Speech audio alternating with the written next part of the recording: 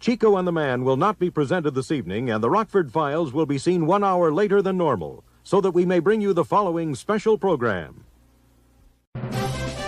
Word Balloon is brought to you by the League of Word Balloon Listeners.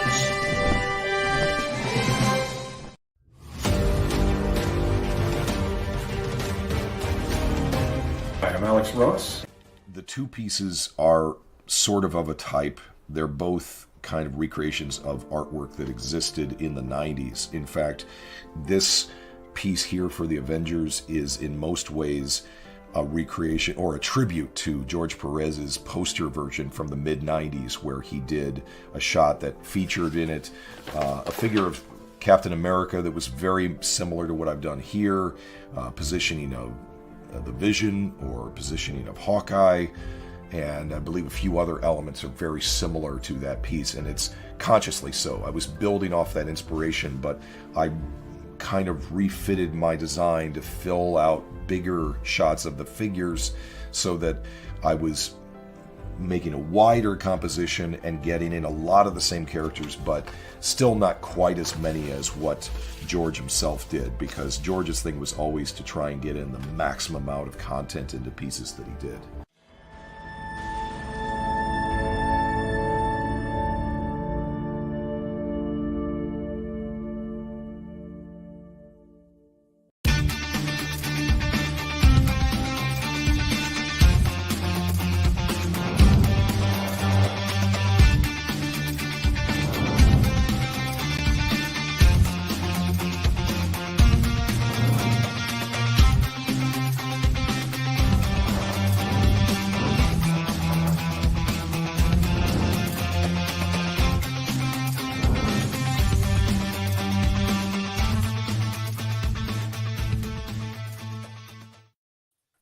Yes! Everybody's back. Almost the whole gang is back. We're here together again. 3,429? 6.5. I use Roman numerals now to not confuse us. So. Like the Super Bowl. Exactly. Like 117. I remember we had one of our hosts from Gary, Indiana, my buddy Tommy Williams. And he said, "Get ready for Super Bowl VXXI." And it's like, he had to write a commercial where it was Jerry Seinfeld meets Abbott and Costello. And he goes, Jerry Seinfeld meets Abbott and Costello. And his co-host says he's not Muslim. It's Abbott. It's Abbott. Abbott. Oh, yeah. Welcome to the Oh Yeah podcast, everybody. Oh Yeah podcast. Mm-hmm. We got Skoke with us. Yes. With us. We got Artie with us. Artie's been missing. I'm here. Okay. Were you stolen by Squatch? I was in some kind of limbo zone, man. I was out of commission for about 2 weeks. Computer crashed. I was under deadline. I was all ready to finish. I like, all right, I could get these 12 pages by the morning. And then at 4 a.m., boom, computer went away. And then I was out for like a week and a half. Like, oh, man, I had people angry with me, but I managed to bring the happiness once again. But I'm back on track. Even my mom was worried because I wasn't online. I didn't go on Facebook in a while. And she just wrote to me. She talked to me yesterday. Where were you? I didn't see you. Is everything okay? Like, yeah, I'm good. I'm good. Just hunkering, doing all-nighters. I saw you got Harold's, though. Yeah, I got Harold's yesterday for dinner. Yeah, my Gordy's home. That has to keep them alive. Yeah. Like they miss me. I know they miss me, but when I went, it was all new people again. They go through shift changes or career or whatever they do. They hire new people every week. It seems like different people. The whole crew is different. So Do you still have to stand there like this after you order? Yeah, I sit down now. I tweet and stuff. Yeah, or whatever they do on your phone. I call everything here. Does the service time change from crew to crew? They always say 20 minutes, but expect 40. But but I got mine pretty quick yesterday. Yeah, I forgot to tip them, and once I sat down, like, oh, I forgot to tip, and then they disappear. They go to the back, so you don't see. I want to tip them, but I need to show them that I'm tipping them. Yeah, you don't want to get caught taking the dollar back out if they're not watching. Yeah. So like once I thought, oh, I forgot to tip them, I turned around, nobody was there, so I didn't tip them. But I still got my food pretty quick. Took about 20 minutes, 25 minutes, so it was all right. But it Gentlemen, was rough. it is a full broadcast because joining us now, Yeah. live What? from What? Reed Industries Fine Conventions, it's What? Mike. There he is. Wow. Cow. We're a full boat. Welcome. Yeah. We're really at full Hollywood Squares almost right now. Can you turn that light off in the background, Mike? Mike is not killing vampires today, so that's excellent. That's a whole Roasting different place. roasting vampires. Yeah. D. Brad is here. Everybody, Hey. Hello, D. Brad. Yeah, man. Wow. What I It's missed? the whole This crew is good. tonight. This we is just like started. if we were Started, buddy. playing poker, you'd have a good Full hand boat. right now. Full Full deck. boat. I don't know what you have. I feel like I haven't seen Mike in forever. It's only- wait, Except I hold saw on him a last second. night. We had dinner last night. We had dinner last night. Yeah, That's a good name for a character, Mike in Forever. Forever. Hey, listen, we already got a couple questions, and I want to get to Ooh, them. already. Already? Questions? Yep, Questions, Art Franco. Hold on a second. Let's see. Chris Conley, Scripting for the Svengoolie comic. Was Franco contributing to the actual dialogue, or was he pacing the word balloons per panel? And did Art talk directly to Chris Jones? Kind of. We had a Yeah, call we in the beginning. had We a all conference call, communicated. Yeah. But yeah, Franco, the words you read are Franco's words. Yes. Yeah, yes. the script. But Yeah, it Svengoolie was, and his guys wrote the story. Yeah, so they did it kind of like Marvel style, where they just Yeah. kind of set up a premise and they gave it to the artist, to you guys, and then you guys did your thing, and then I went back in and scripted.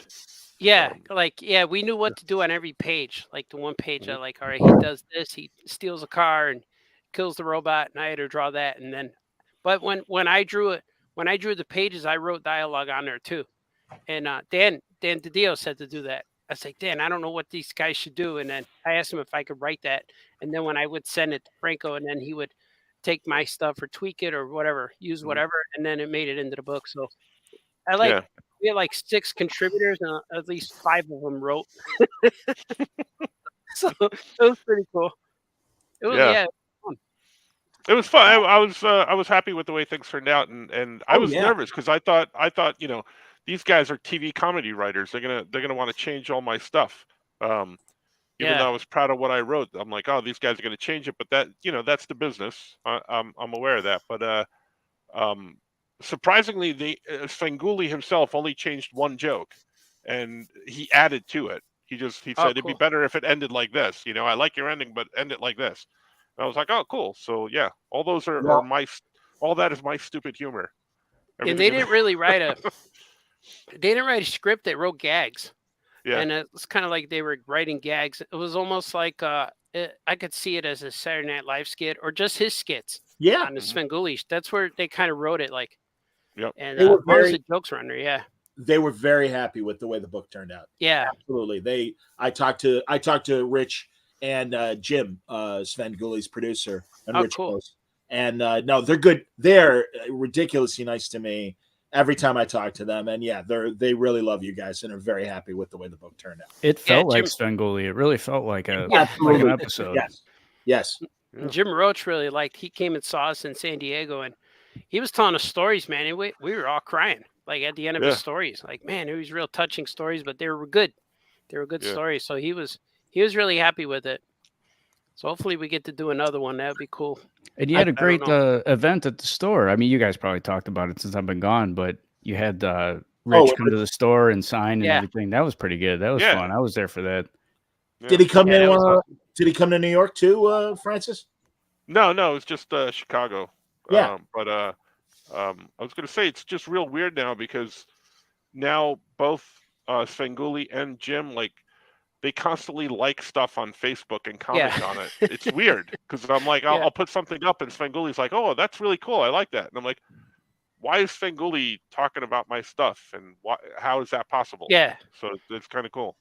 Yeah, it's weird to get messages from them. And they're like, hey, Art, and this and that. Like, wow, it's kind of cool. Yep. Yeah. It's weird. It's weird. It's so weird. Don't touch the hair. The hair. Megan, have hit you my met hair. Travolta? Have you met Travolta or no? Have I met Travolta? Yes. You see, I figured that's why. I figured of the six of us, the likelihood that one of us met Travolta, probably Negan. There It you was go. actually one of my first celebrity encounters, and he was amazingly gracious. Oh my God! Oh, cool. Did you call him Sandy, or did he call you Sandy? He did. He said, "What is it? Tell it to me, stud." Oh, nice, very good. Right before you're the one that I want. I am the one that he wants. See, that's the difference between Mike Nagan and myself. I met Jeff Foxworthy. Conaway, and I like both Jeff Foxworthy and the Hallmark card. Kanicki, yes, and Bobby Wheeler from Taxi. That's right. But it was weird. When I met him, I asked if I could take a picture, and he was wearing the sunglasses, and he goes, "Yeah, but no flash." And I'm like, "Okay." So then I take the picture, but he goes, "Hold on," and he takes his glasses off. And then I take the picture. He goes, "No pictures," and I'm like, "Okay, thank you," and that was it. Wow. I met Kanicki when I was with hanging out with Michael Hogan, and he said when he told me, "Come on, Artie, hang out, just sing on me, or you'll drink for free all night." And so whenever people bought for Hogan, he said, "Buy a beer from I'll take one and buy one from my buddy Artie." So that was cool. But we went to go hang out next to Kanicki. I forgot his name now, his real name, but I know we just said it. Jeff, not Conway. Yeah. It is Jeff Conway. Yeah. But Conway. Yeah, we went to hang out with him. It was him and Larry from Three's Company. They were sitting next to each other, and they both had luscious hair. Like Larry's hair was real big and gray, and then Kanicki's hair. But when me and Hogan woke up, and all we heard was Conway say, "Yeah, you right. Remember me? I was Kanicki in Greece." And then Hogan looked at me, "Come on, Artie, let's go stand away. Let's get away." So he took me by his shoulder, and we went and stood somewhere else. He's like, "Oh, he was trying to mac on the ladies, But it was kind of funny. He had a lot of trouble. He had a lot of substance trouble, sadly. How's Hogan? Has anybody heard about Hogan? How he's doing? I don't think good, unfortunately. I mean, I don't think he's back acting at all. Stand by, zooming in for Negan. He was in the Sonic the Hedgehog movie. There he is. There it is. There. Wow, you took that photo. I like that. Sorry, Francis. See, that's what I mean. That's the difference between Mike and me. It's like he gets people to like him. And the cool thing is you knew where it was right away. You went and found it. Like, I got it, Andy. That was fast. That one, I don't know where the Travolta one is, but I knew that one. I love it. Wall. Andrew Clark is asking if we have any. Andrew Clark is asking for any new cameo requests. I defy you to find a celebrity that will equal the Jamie Farr one, please. We were talking about that. Yeah. It was just me, Franco, and Scoot, but we were saying that's our new catchphrase. You've given us a new catchphrase, Mike. Denied. Not to my interest. Declined. Not to my interest. For Negan, I tried to request a cameo from Jamie Farr, and he declined. He said it was a short message he sent me. Decline, not to my interest. And then he followed it up with another one. He said, "Decline, please discard request." Like, I couldn't cancel it fast enough. I'm like, sorry. But I didn't, yeah. Did you tip your hand, Mike, that it was like, "Hey, you did this for us before"? Did you do any of that? Or was it totally like, "Hi, I'm somebody new, blah, blah, blah"? I think he saw Mike's picture and he's like, "No, decline." No, I did try to follow up though. I tried to message him through their messaging system. But I'm saying, did you acknowledge that he had done it because that was my suspicion. No. Oh, and if you didn't, then I don't know what I'm talking about, which is new. So that's fine. No. Yeah. I just kind of figured I've already done this once. I'm not going to do it again for you guys. Yeah. I drove. We were out today, out and about driving. We drove by Jamie Farr Park. There's a park named after Jamie Farr, and it's right along the river. But it's got a beautiful view of a bunch of factories on the other side of the river. Lovely. Nothing but shrubberies to emulate the chest hair on Jamie Farr. Do you think he doesn't want to do this anymore because we talk about him every single episode? Do you think and he watches it. He probably watches. I bet he does. Talking about me again. Right now he's watching. Hey, Hi, Jamie. Brian Lynch did this screen cap of MASH, and I do want to put it up. It's not of Jamie Farr, but I do remember this. Oh yeah, Radar with the Avengers comic. Now that is slightly that's not the right time period. Yeah, thank you. Exactly. It's about 10 years too late. but that's he's a okay. time traveler. Yeah, Yeah. he's in 1950s Korea reading a book from 1960s. Yeah, and then he has Teddy Ruxpin from the 80s. So I don't know what's happening. So he's like sitting there. Well, that was a really long war. He got drafted in the 50s, maybe. Yeah. Wayne wants to know, are those pickle factories overlooking Jamie Farr Park? That would make sense. You know, I didn't even think about that, but that would make sense then. Now it makes sense that's why his park would be there. Not Why to is my it- interest. Why is Anthony asking any barrels at the Jamie Farr Park? I'm confused. Yeah, Oh, I know why. 'Cause you guys know? Yeah, barrel comic full of tournament. comics. Yeah. Jamie Farr used to have a barrel full of comics in his garage, and his No. mom threw them out. That's Just right. pristine comics, he said, in a Captain barrel. Marvel. He had Plastic You know, in a Hawkman. barrel.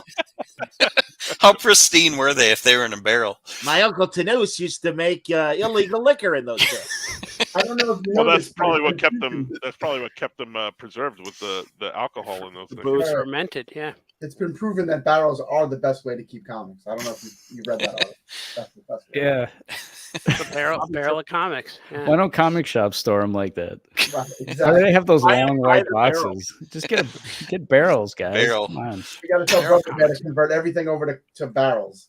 Mario, I am not putting up your Maverick score. We don't care. I'm just telling you now because you can hear me. Go Sorry, Mavs. not happening. Are they gonna winning at least, Johnny? Oh, you're gonna make me say it fine. Well, no, he says it's a great back and forth game. The Kings are up 94-91 in the third quarter, but the Mavs are fighting back. Let's go back. All right, to the Mavs. game. Let's go, Mavs. Let's go, Mavs. Go Mavs. Oh my Just a God. bit outside. Yeah. Go Yeah. Mavs. Are they in the playoffs yet, or is the season just starting? Just starting. Yeah. That's the one thing I don't follow basketball until it's on all the TVs at all the restaurants and bars. I'm like, oh, it must be the playoffs. Just you know? yeah, remember the Bulls always won in June already. Oh, that's right. I remember when LeBron James broke a record, and they stopped the whole game to Oh, I do remember this that. huge thing, and I was like, wait a minute, the game's still going. The team they didn't win. It was like, and what happens? Like, does that game not count now? Because now everyone's gonna come back like a 17-minute rest, and like that was unfair. They should have waited till after. Yeah. They should have high-fived them and kept going with the game. Oh, I did you always see? wonder about the Super Bowl, because the regular games, the halftime is much shorter, and then for Super Bowl it's like 2.5 hours long. Yeah, Doesn't that throw the players off? Like, and that would be the same thing. Yeah. That stopping the game for LeBron is Yeah, like, that's true. okay, Maybe Why- they why get more would of a you do it? rest. They take a nap. They feel better. Yeah. And stuff now. they get to meet Beyonce, so that's kind of cool. Art, did That's you see who was at the Bulls pronounced game the other valence. night? I Who's that? saw. Bulls game? Was it? No, was it? It was Bill? Dennis Rodman was Yeah. there Oh, right. doing something with like the game ball, and he Oh. got more of an ovation Ew. than the actual Bulls team did. When they, Wow. What was he doing with the game ball? he's just presenting it like they have some Oh, honorary celebrity present the game Oh. ball, and it He was was- Rodman. So He was nothing dirty piercing then. it, tattooing it. It was Yeah. green. He's painting it green. Artie, will you send Yeah. me that Superman poster via email? Because I do want us to talk about it, but I can only find a different image of the subject. And I don't want to give it away Oh. until we have the image. Speaking of movies, have we all seen the Taylor Swift movie by now? Right? Yeah, I saw it. Yeah. That was Did you? made a movie. You know what? I haven't Yeah. seen it, but you can No. you can give How me dare you. spoilers. I don't mind. Yeah, Don't spoil spoil. it for me, please. My kids saw it. She dies at the end. Please. Yeah. Bite your No, tongue. it's a Richard. concert film. It's the film of her concert that she's been doing.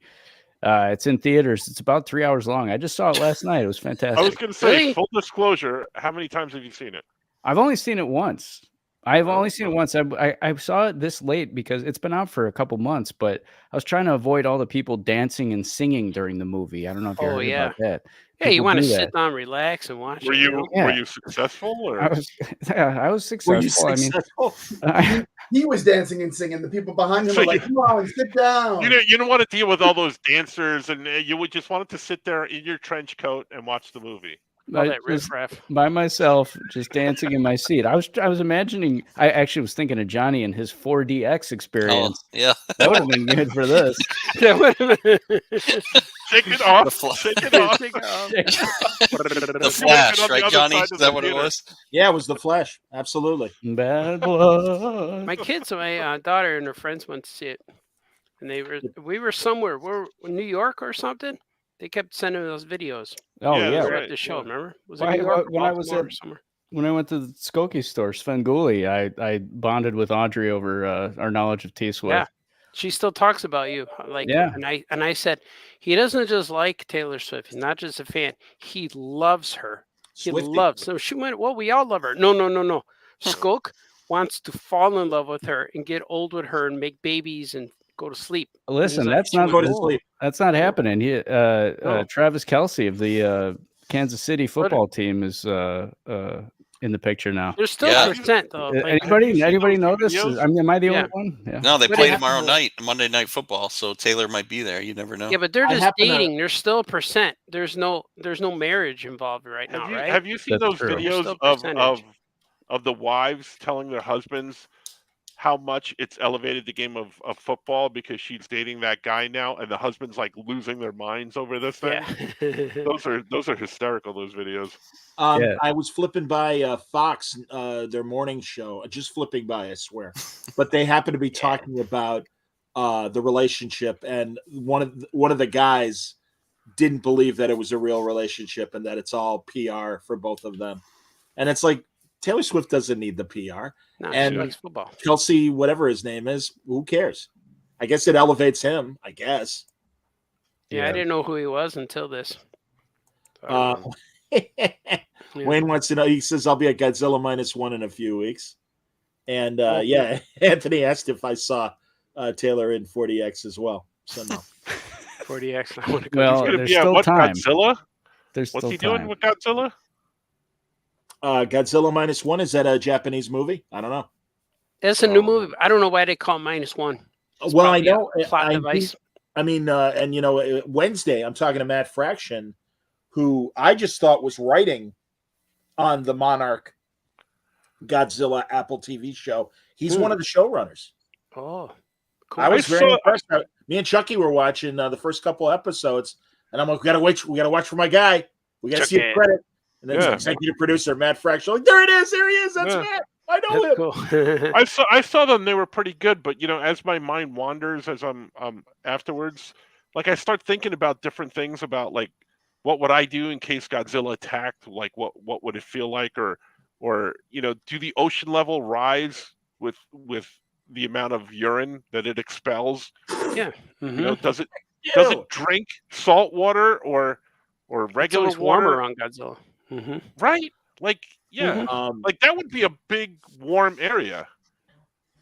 Yeah, Wayne it would. Wayne says Godzilla -1 is a new Toho Godzilla movie with English subtitles. I know I've seen several of those. My buddy Russ, who is the production director for a lot of the CBS radio stations in Chicago, massive hardcore Godzilla fan. And I know Jimmy the Muscle is too, but so much so that Russ used to get import bootleg VHSs of the Japanese Toho Godzilla movies. And I would Viciatis. see them with them, and they're Viciatis, and they were cool. Jimmy the yeah, Muscle yeah. won't see this episode for 30 more years. I don't know, dude. Dude, I need a computer. Yeah.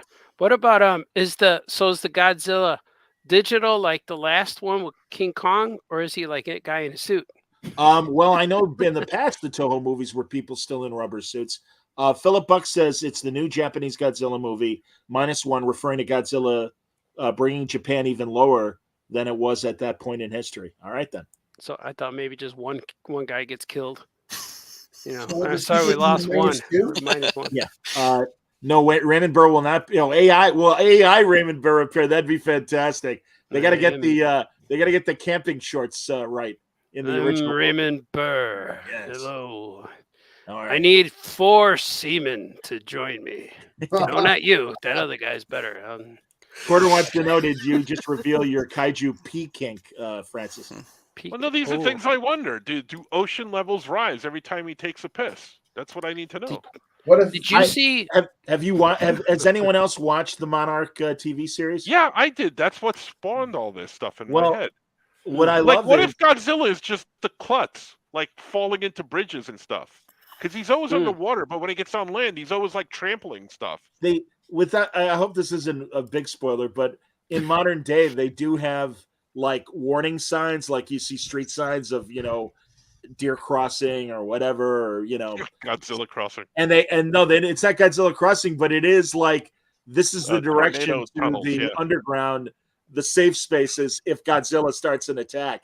And it literally is like a giant, like you see it at the airport, and you just see it on the streets. There's just this yellow sign with a giant lizard.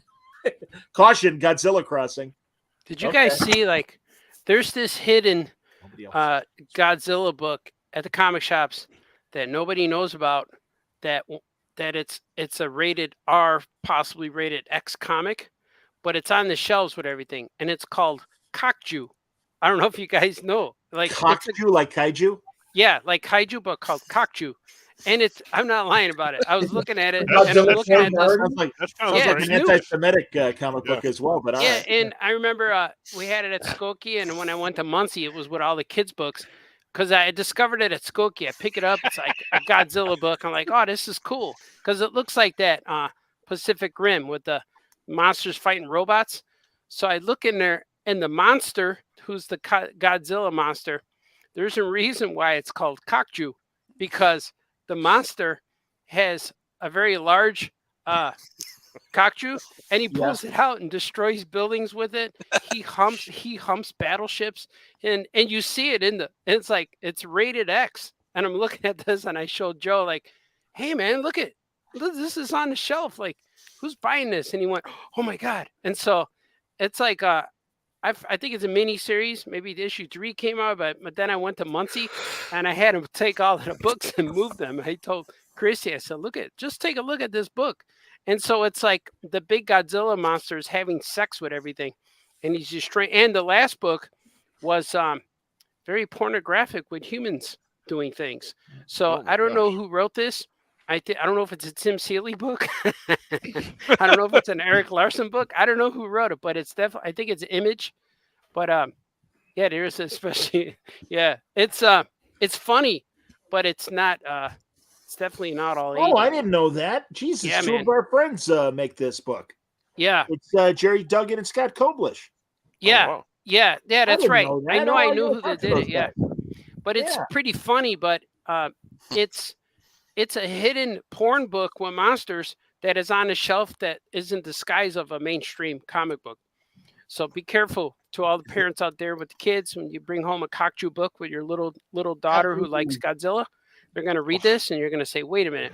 It's like, what is this? So, Franco, is that one of the questions that you have? Like, why does actual Godzilla have no real genitalia? Like, when he fights, there's no actual genitalia. Like, you never see any Kaiju for Godzilla. That's true. No, he probably uses it, and you don't see it. Like, it smashes a building. No, it's like he's got. Can you imagine you're in one of those buildings, and that's the last thing you see coming at you is a giant Kaiju? Well, this book definitely saves it for you guys. What a way to go! Yeah, I'll have a talk about the eye of the storm. I'll have a cover of this shortly. Oh dear! Yeah, it's a good book, but I wouldn't recommend it to young readers. Well, I think you just did. Well, it sounds everybody dirtier listening to this, be aware. It sounds dirtier. I already ordered it on Amazon. What are you talking about? Oh, man. It's on Oprah's book list. I got to do it. I read this and I liked it. It's my review. It's one of Oprah's favorite books.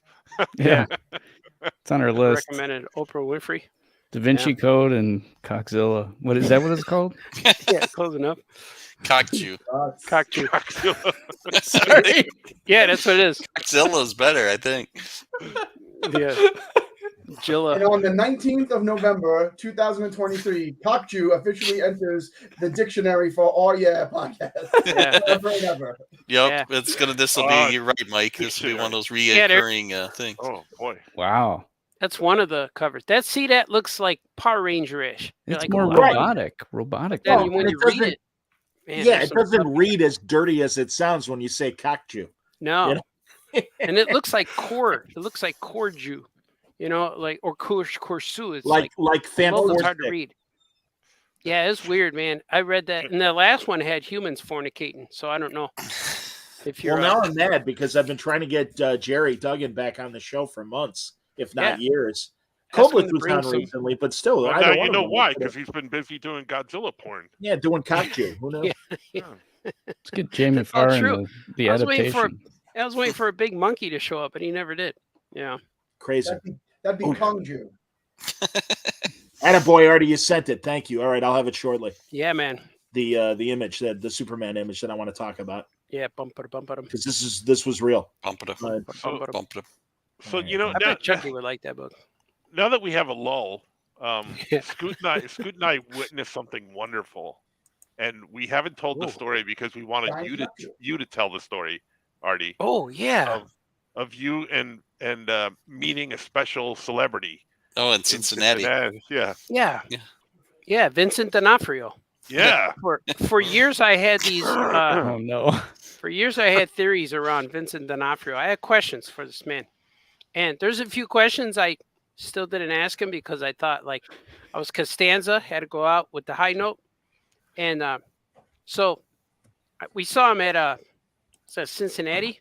Yeah, he was at the table. I was like, oh, there he is. He's here this weekend. We saw his empty table, and so I'm like, oh man, I want to talk to him. I want to ask him some stuff, and so I went into the break room. We all get access to the green room where we could eat lunch with celebrities that we don't know we're going to meet. Like one year I met with LeVar Burton, and I ate lunch with Wong from the Doctor Strange movie. I ate lunch with all kinds of guys. But Sean this year, Astin. Yeah, Sean Astin. Yeah, and we were in there. We were all in and eating lunch. I forgot who was there. Alex Atuma was in there. A few other guys. Oh, Paul Williams, man. He was in there. Yeah. So, hey, man. So we're all eating there, and then I get up and go. As I'm walking out, the one who walks past, Vincent D'Onofrio, we cross paths. As I'm leaving, I go, hey, man. He goes, hey. And then we're leaving. I went, I turned around, and here's the truth. Here's the unknown to the story. I'm going to go talk to that guy. And right when I talked, one of the Moy brothers, he stopped and started talking. I'm like, oh, what? And he goes, hey, so what are you working on? Like, nothing. And he goes, so what are you doing here? Like, I don't know. And all my answers, so I apologize to Jeff Moy because all my answers were real quick. And I'm like, I got to get in there. I go, Jeff, I got to go talk to somebody. Artie, can I interrupt for a minute? Because before you got in there to talk to him, Franco and I were sitting at the end of the table, and D'Onofrio sat down at the other end of the table. And when Franco saw you walk by D'Onofrio and said hi, and you walked past, Franco goes, "Watch, Artie's going to come back." Oh, did he? I came back in the room. I got rid of the Moy brother. Like, dude, I gotta go. Go back to the. Franco and I started laughing immediately because Franco goes, "Look, there he is," and he walked right back in. So Scoot and I are sitting at the other end of the room, and we have a perfect view because D'Onofrio's at the opposite end of the table, and me and Scoot are just sitting there going, we're just gonna sit there and watch this unfold. Yeah, because there was 2 seats. When I was sitting there, like I got up and there was a few seats, and when he sat, I'm like, oh, my seat is still available. So I sat down, and I went, hey, sir. And he went, hello, and I said, there's a question I had on my mind for about 30 years. I've always wanted to ask you. And he's like, and you can see the look on his face go. Yeah, and he's like, what is it? I go, did you ever go to Columbia College? He went, no. I'm like, no, you did. And he went, no, I didn't. And I said, because there was this guy in my class who I could swear it was you. It looked just like you. And that weekend, Mystic Pizza came on. I said, you were in that, right? And he goes, yeah. I said, good, confirmed. You were in that movie. And then I went to see the movie, and I'm watching the movie and I'm saying, damn, that's that guy in my science class. That's him. And then I went back to school the next week, and you weren't there. And he goes, that guy wasn't there. So I know you made it. You left. And I'm like, I could swear the guy from Mystic Pizza was in Columbia College in my class. And he went, no, it wasn't me. Like, what do you mean? What do you mean it wasn't you? It was you. And then, man, I forgot. Why would you lie, Artie? Like, again, watching this from the other side of the room, you can just see Art go, oh, okay. Like, he accepted it. You know, it's like, oh, so all of my arguments are just like, like everything I was going to say to you isn't anything I'm going to say to you now. Like, all my questions are answered now. That's what you said. All my questions are answered. Like, now I don't have to ask you the next few questions. Like, man. And then I stood up and I said, man, it's been a while. I stood up and said, a few years ago, I met the writer for Star Wars, Timothy Zahn. I met him. And we talked about Star Wars, and I asked him all these theories I had of Star Wars, and he denied me, and he lied to me about all these theories. And I'm like, I think you're lying to me about this. But, and then he goes, I'm not. I said, I think you are, but I'm going to accept it. And he goes, I go, well, then if that wasn't you in class, who was that guy? And he went, I don't know, but I hope you find him. He's like, I hope you find him. I'm like, all right, I got to go. Thanks. And everyone in the room was laughing at that point. Yeah, everybody's laughing. So then Artie leaves, and then Vincent looks down at us, and I said, you're lucky. That was a short conversation. I work with that guy all the time. And Vincent looks at me and goes, the next thing I wanted to ask him was like, all my life I always thought that if they made a movie about me, I want him to play me. Like I always thought he would be like when I saw him in Mystic Pizza, and I saw him in something else that like, oh, that guy could kind of look like me. He's tall. We got the same shaped head, and I'm like, he needs to be. I just need him to say, oh yeah, man. But that's the one thing I wanted to ask him. I'm like, no, I got to go out while I'm top. Like I can't open up another debate. I can't really go out on top. Huh? Did you really go out on top? Yeah, I did. I got the laugh. I left the room. Yeah, I had everybody got the laugh. You had everybody in that room laughing. Even Paul Williams was like, "That cat's crazy." That man is funny, man. Hey, man. Yeah.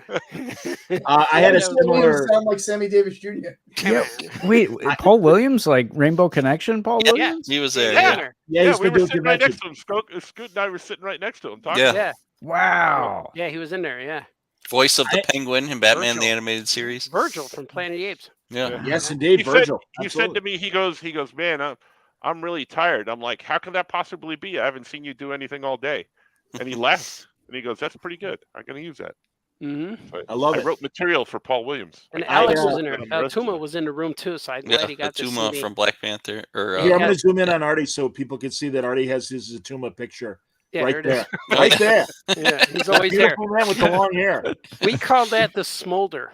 The smolder. Even my kids asked me, Dad, what's the smoldering guy's name again? And I told him because he was looking at him. Gordy's here. He wants to watch all the Marvel ones. He wants to watch the new Black Panther, the Wakanda. And I told him, yeah, that guy's in it. He goes, the one with your friend in it. I'm like, yeah. All right, I have a similar D'Onofrio story, but a different actor. I don't know if you guys remember this guy. Is that Fat Tony Danza? Tony Danza? That is it's Fat Tony. He played Fat Tony Danza. That's John Santucci. John Santucci, a lot of TV, a lot of movies. He's in Thief with James Caan. He's Sergeant Urizi. In fact, Sal posted a thing about Thief the other day. Well, I'm in Vegas with Mike North, and we're at the Las Vegas Hilton. We're at the one of the blackjack tables that wasn't being used, and I walk over to Mike, and Mike's sitting with this guy, Fat Tony Danza, and Fat Tony Danza. I imagine a whole cast of Who's the Boss: Fat Tony Danza, Fat Mona, Fat Mona. Fat and he goes, do you know this guy is? I said, sure, John. That's Santucci. He did a lot of stuff with Michael Mann, both TV and films. Michael Mann directed Thief. He was in Crime Story. He was on Miami Vice a couple times. Mm-hmm. So, and I'm like, oh yeah, John Santucci. I know you're a Chicago actor and stuff. And Mike goes, he's in The Firm. And I said, he is? And he goes, and Fat Tony Danza goes, yeah, I'm in The Firm. And I said, oh, but no, Mike was confusing him with the guy that's Gwyneth Paltrow's dad in Shallow Hal. And that guy, and he's De Niro's wingman in Analyze This and Analyze That. Completely different actor, not Fat Tony Danza. And this is pre-internet. And I'm like, okay, whatever. And he gets up and he walks away. And I'm like, Mike, he was not in The Firm. I promise you. We'll look it up when we get home. And I'm telling you, I'm ready to bet you $25 and I'm right. Oh, why would he lie? I'm like, I don't know. But I think a lot of celebrities, and Negan, you might know too from your celebrity encounters, that I think just to placate the person that, all right, they don't want to have an arty conversation. Like, no, I'm not in The Firm. No, I'm pretty sure I remember. You are in there. It's you. You were in my class. Fat Tony Danza. I like how Vincent D'Onofrio was actually supporting that. I find that guy. Yeah. I hope you find that kid. I hope you find that. He never came back. No, he disappeared. I still think it was him. I still Artie? agree. Yeah.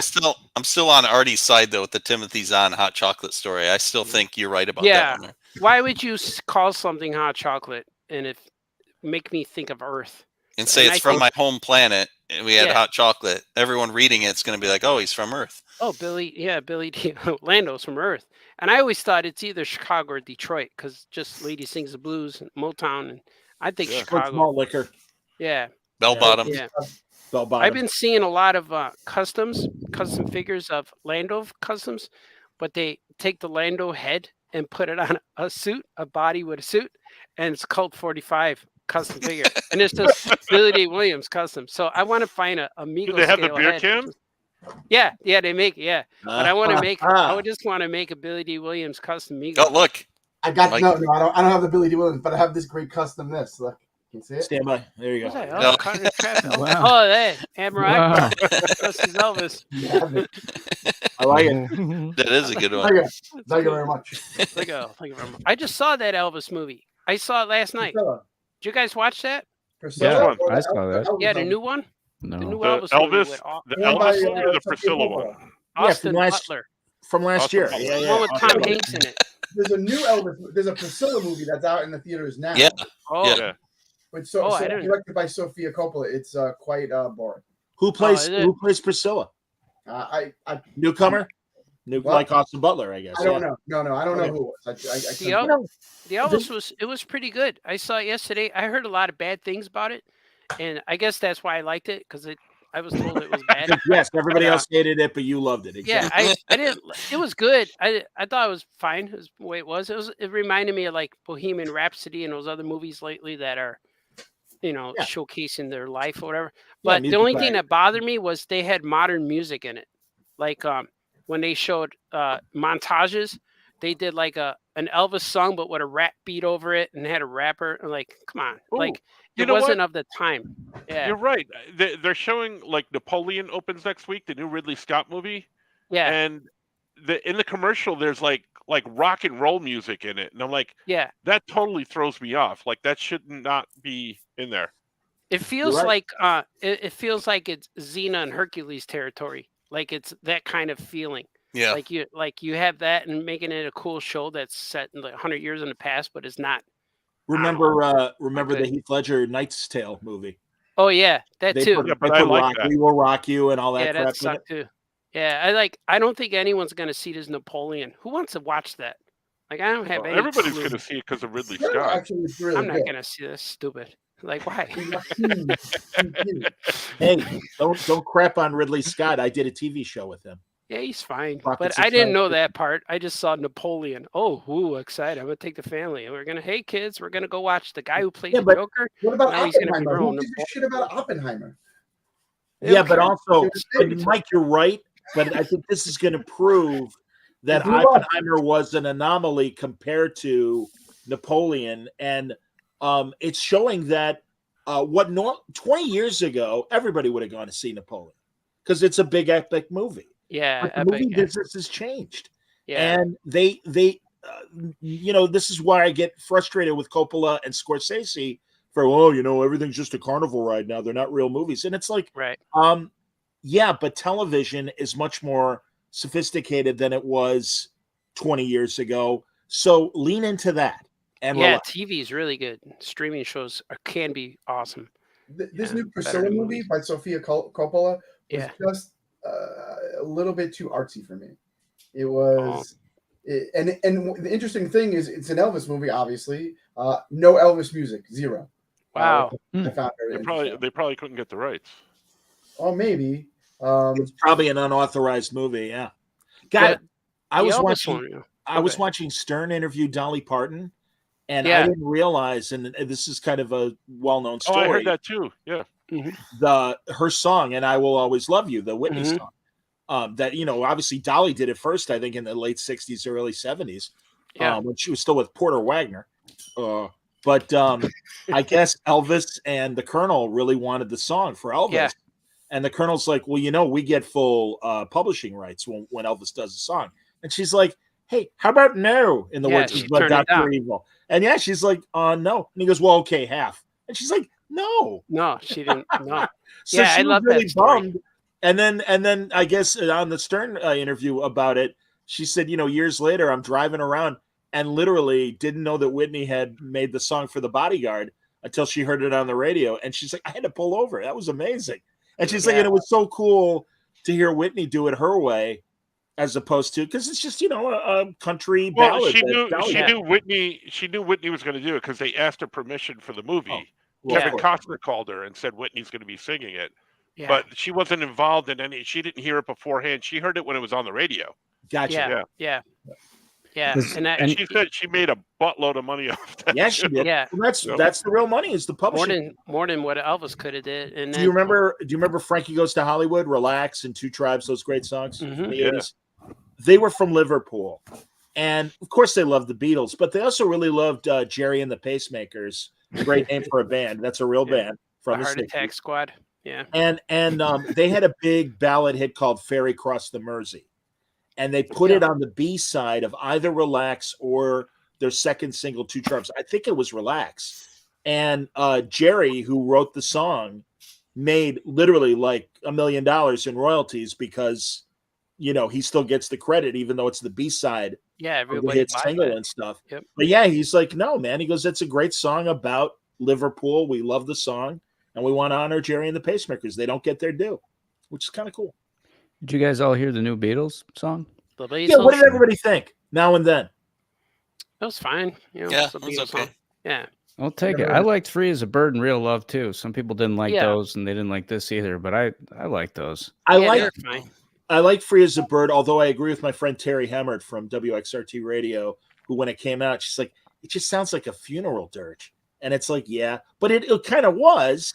And I like Now and Then. And also I'm glad that the artificial intelligence has improved enough to hear John more clearly than every song to me sounds like a finale song to the career. Each song sounds like okay, now we're done. Oh wait, okay, now we're done. Well, and they were planning on releasing it back for the Beatles anthologies, almost 30 years ago. Yeah. But again, they're like, we can't clean up the cassette, but now they can because it was the same AI app that they used for the movie Get Back.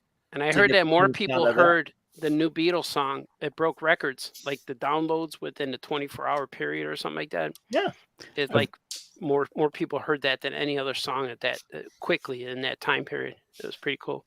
I gotta say, it's grown on me, and I do like it as a final Beatles song. It kind of fits. The Beatles, they're gonna find another one. It's mournful, but it's what it is. I think that's it. Yeah. That's it's not happy, but it's their song. Like that's just what it was. So I like it too, but I'm not a Real Love fan. I prefer John's demo to Real Love more than what the Beatles did with it. Yeah. I like what George did when he came out with "We Used to Be Fab." That was a good one. That's a great album. Close off on. Yeah, Cloud 9. That's a good album. Yeah, one of my favorite podcasts are these two Irish guys that do a full Beatles history, including their solo stuff, and it's called Nothing Is Real. And they just started a mini series within their podcast about the '80s album "Press to Play" that McCartney did, and apparently there's like literally an entire album of demos that on their first attempt to make the album, McCartney didn't like what he got and he junked it. And they're like, the tapes still exist. They've heard bootlegs of the tapes. And they were even saying it would be cool to see McCartney maybe put out a deluxe press to play, including the demos of the previous stuff they didn't use. Because he said it's really cool. It's McCartney on guitar, a drummer, and a rhythm guitarist as well. And that's it. Just a little combo. But he's like, oh, they sound great. I'd love to hear it. The Beatles. How would you like to be Peter Jackson, to be responsible for not only cleaning up that Get Back movie, but to bring a new Beatles song to the world, to be that person because of you, that exists now. Mm-hmm. Yep. No, it's cool. What would the opposite of Get Back be? Like bring forward? Stay here? Stay here, yeah. Why don't you ask Vincent D'Onofrio that, Artie? Is that, hey, Vincent, hey, man, when you play me in a movie. Hey, man, I'm not Sammy. I'm Paul Williams. Yeah, that's Paul Williams. He's singing. Paul Williams is, ooh, no. What's Look I'm trying to think of the opening of at Rainbow Connection. me. Why are there so many songs about rainbows? And Rainbow what's Push. on the other? Or just an old-fashioned love song playing on the radio. Is that him? Yeah. Why do you want these weapons? Go away. You can watch. There's great YouTubes of his music that he gave to other bands, like Rainy Days and Mondays always let me down. Yeah, Carpenter. Yeah. He's amazing. He's good. Brilliant songwriter. Muppet Christmas Carol. What did he write for the Muppet Christmas Carol? He wrote the songs in that movie. Can you give us a few bars? Sure. Right now, I'd be happy to. There's magic in the air this evening, magic everywhere. The world is at her best, when people love and care. The promise of excitement is one the night will keep. After all, there's only one more sleep till Christmas. I don't like that movie. I played Scrooge, and I was very upset about it. And he sings in it too. Michael Caine does. Now we're going to get struck from YouTube. Great. Exactly.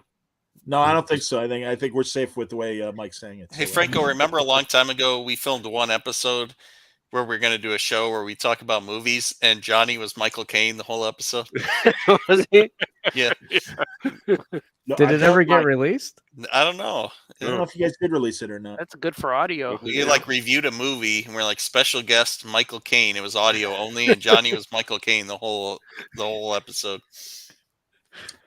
Wow. All right, Brad enjoyed your rendition there. Very good. And I agree with Wayne. Paul Williams, Phantom of the Paradise, great 70s movie. That movie's crazy. He's the devil. Yeah, it's a great movie. I love that movie. Big fan. Oh yes. What was something else about the Beatles? I can't remember what it was. Oh, I know. No, I do know. Has anyone seen the Blue Beetle? The Blue Beetle? I heard it's on I streaming now. I need to watch that. I gotta watch it. No one on this whole comic book show has seen it. I'm surprised Francis hasn't seen it because you're usually on tap. Yeah, I just missed it because I was just traveling so much, and then when I got back, it was not in theaters, and then I'm like, I'll see it when it comes on streaming. You saw the Marvels, though, right? I did. I liked it mostly. Yeah. Yeah. Yeah.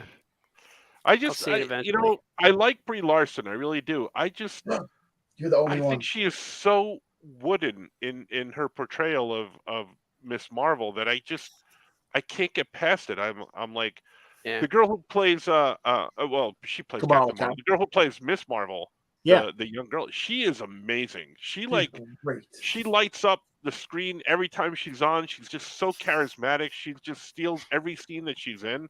I really like her. And if you haven't seen the miniseries on Disney, definitely watch it. I got to see that. Really fun. It's funny. Yeah. It might be my favorite Marvel television show, and I went into it with no expectations. I was like, "This is not for me." I went into it saying to myself, "This is a show that is not written for me," and I loved it. I thought it was by far the best thing that they've. You know why I think I liked it so much is because it reminded me of those Peter Parker comics the Spider-Man comics I used to read as a kid. Because he was such a smart ass in them, and it reminded me of that a lot with her and that show. But she's just really charismatic. She's like so enthusiastic for this role. She used to do cosplay as Miss Marvel before she even got the role as Miss Marvel. Oh, cool. Oh wow. So she's. I think I saw pictures of her going to comic shops in the suit. Mm-hmm. I thought I saw something like that. That's cool. Or she used to work at a comic shop or something like that. Yeah. Wayne says Blue Beetle was the best DC movie this year. Isn't that kind of like being the tallest little person? Wow, maybe. Is it the only DC movie this year? What else came out? Oh, Black Adam. And Mike, that mental slip speaks volumes. Yeah, Black Adam was terrible. And Flash. Shazam too. Shazam too. Oh yeah, the Flash. Oh yeah, the Flash. Yeah. You know what I watched? The Flash I liked. I watched another thing everyone said sucked. But I watched Secret Invasion, and I loved it. I thought it was awesome. I thought it was the best. I haven't seen it yet. One of my favorites. You didn't think it ended kind of with a whimper? I kind of thought it was cool, man. It was a whole Nick Fury show. And the way it ended was like, I wanted that. Like, wow, they went sci-fi with it. And it was cool, man. And then right after I watched that Secret Invasion, I went back and watched the first Captain Marvel movie. And it was better because now they refer to all of the Skrulls when they first arrived in 1991 or whatever they said, and then you go back and you see all of the stuff they put together. I still don't like he always got his eye scratched. I thought that was stupid, but the whole thing was good. And man, I liked Secret Invasion. Was really cool. I watched it all in one night. I'd be interested to know what you thought about the Marvels movie, because there's chatter online about it, because no spoilers, but you see Skrulls in there, and they say that like the Secret Invasion, like that was supposed to be the Marvels movie basically, because the Skrulls are in there and stuff like that. So, and then they changed it. I don't know how much of that is true, but I'd be interested to see what you say about it after you see the movie. Yeah, I'd like to see it. Unfortunately, all the spoilers, I've seen stuff like the end credits and just people post in their thumbnails like, oh man, I wish I didn't see that, but whatever. Like, so I know all of I don't know the story of the movie, but I know all the secret spoiler stuff and who's in it and all that, but I still want to see it. I've been going into all of these things, not ready to get blown away by what I'm watching, but I go in there enjoying the movie. And, but Secret Invasion really, that's one of my favorites. I love that one. And WandaVision is just so good. And then recently, just last night, we watched that's the latest Spider-Man one again, where all of the Tobey Maguires are in it and stuff, when all those guys are in it. Because my daughter's doing a paper, what do you call it? An essay about it. I don't know what she chose that movie to write about. So we watched it and it was pretty cool. But I forgot how good that movie was. It's like, man, this one's so good. Man, it's and I only saw it the one time in theater, but it's kind of like you watch all of these movies that are just okay and they're just all right, or the kids say they're mid, and you enjoy them and you're like when you said, did you like it? And you're like, I think I liked it.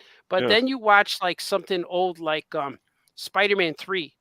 And like you watch it, and when that came out, we thought it was hurting. But then when you watch it now, it's exciting. Like, wow, that was pretty cool. Like, and same with like you forget when the good ones, you forget how good the good ones are, and because we're filtered and fed all of this stuff that's just okay. Yeah.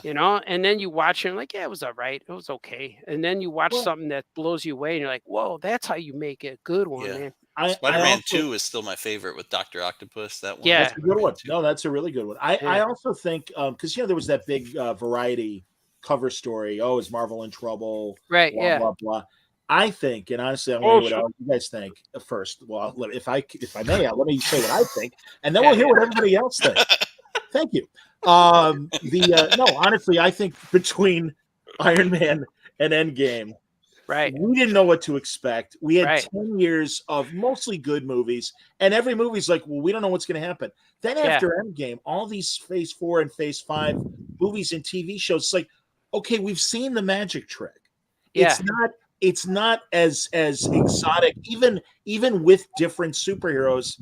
They've kind of fallen into a formula, and everything is taking so long and doesn't connect the way that the first 10 years did. So I think all that is contributing factors to why we're like, all right, I kind of feel like I've seen this kind of movie before. And like I said, my feeling on Secret Invasion was it and a lot of these TV shows and films, they have bad third acts, and also they don't connect.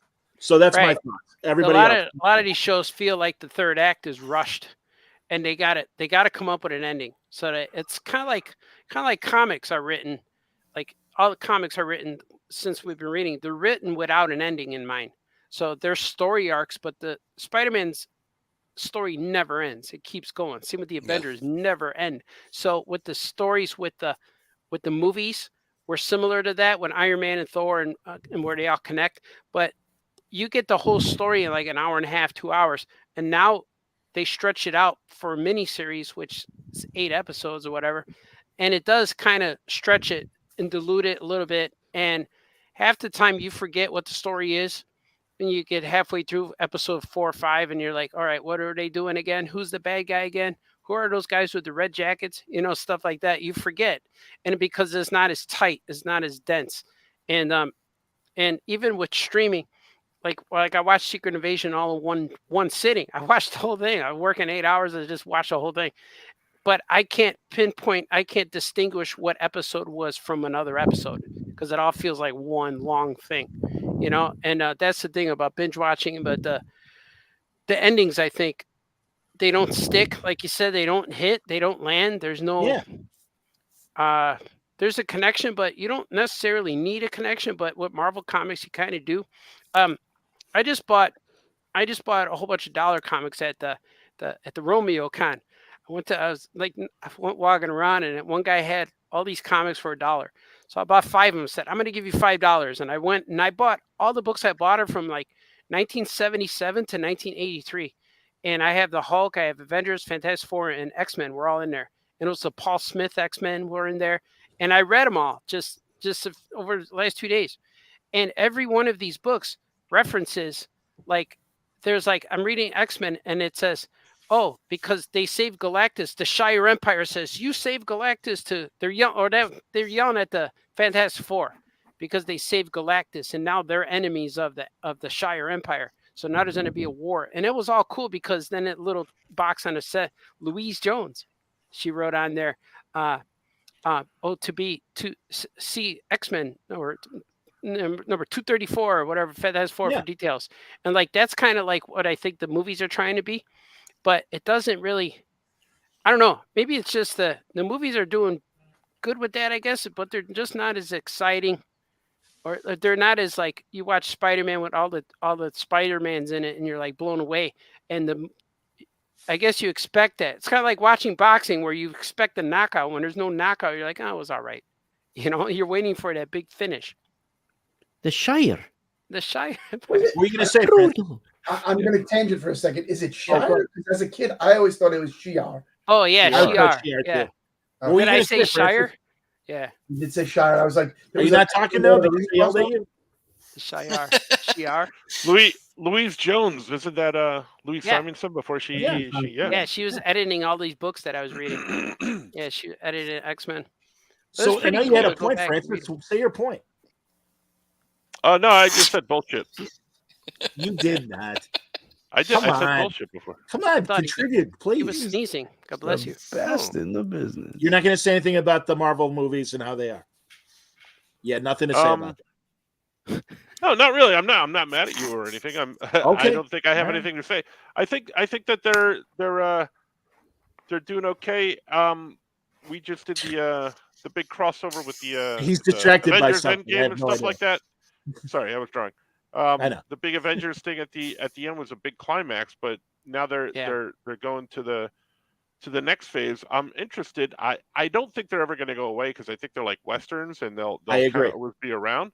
But also, I agree with Artie's point about like the comic books and how like they would always refer to other stuff. So when we were reading this stuff, you know, Ralph Macchio, was he an editor back then? Editor, yeah. Ralph Macchio, you know, he would sign the thing, see X-Men number 238 for the rest of this story or something like that. Yeah. You know, so like you always had to go back and forth and try and find things that happened. But if you didn't, you were fine as well. Right. You know? I just think they're taking the same slow approach that they did the first 10 years. And it's like, that was fine when we didn't know what to expect. But now we do expect some sort of connection. Where are we with God? Thank God the Skrulls are mentioned in the Marvels. I think the Secret Invasion ending is just dangling. I think the Celestial at the end of the Eternals is dangling. I think the weird eye on Doctor Strange at the end of the second movie is still dangling. Shang-Chi, remember at the end of Shang-Chi, they had those bracelets and they were all analyzing them in that room, like Captain Marvel and Hulk and all this. Yeah. And I'll tell you what else is dangling. Yeah, exactly. Kaiju.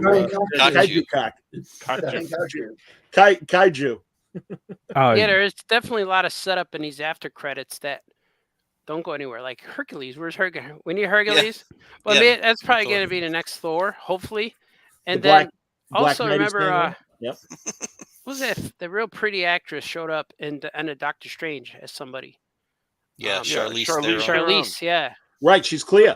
Yeah. But they're also doing cleanup stuff because Jonathan Majors, who was in Loki and Ant-Man, he was supposed to be the big, you know, the Kang Dynasty thing, whatever, for Avengers. And now they're scrapping all that because this guy beats up women And they're like, maybe we shouldn't have him be the star of the shows. Yep. Type thing. So now what are you gonna do?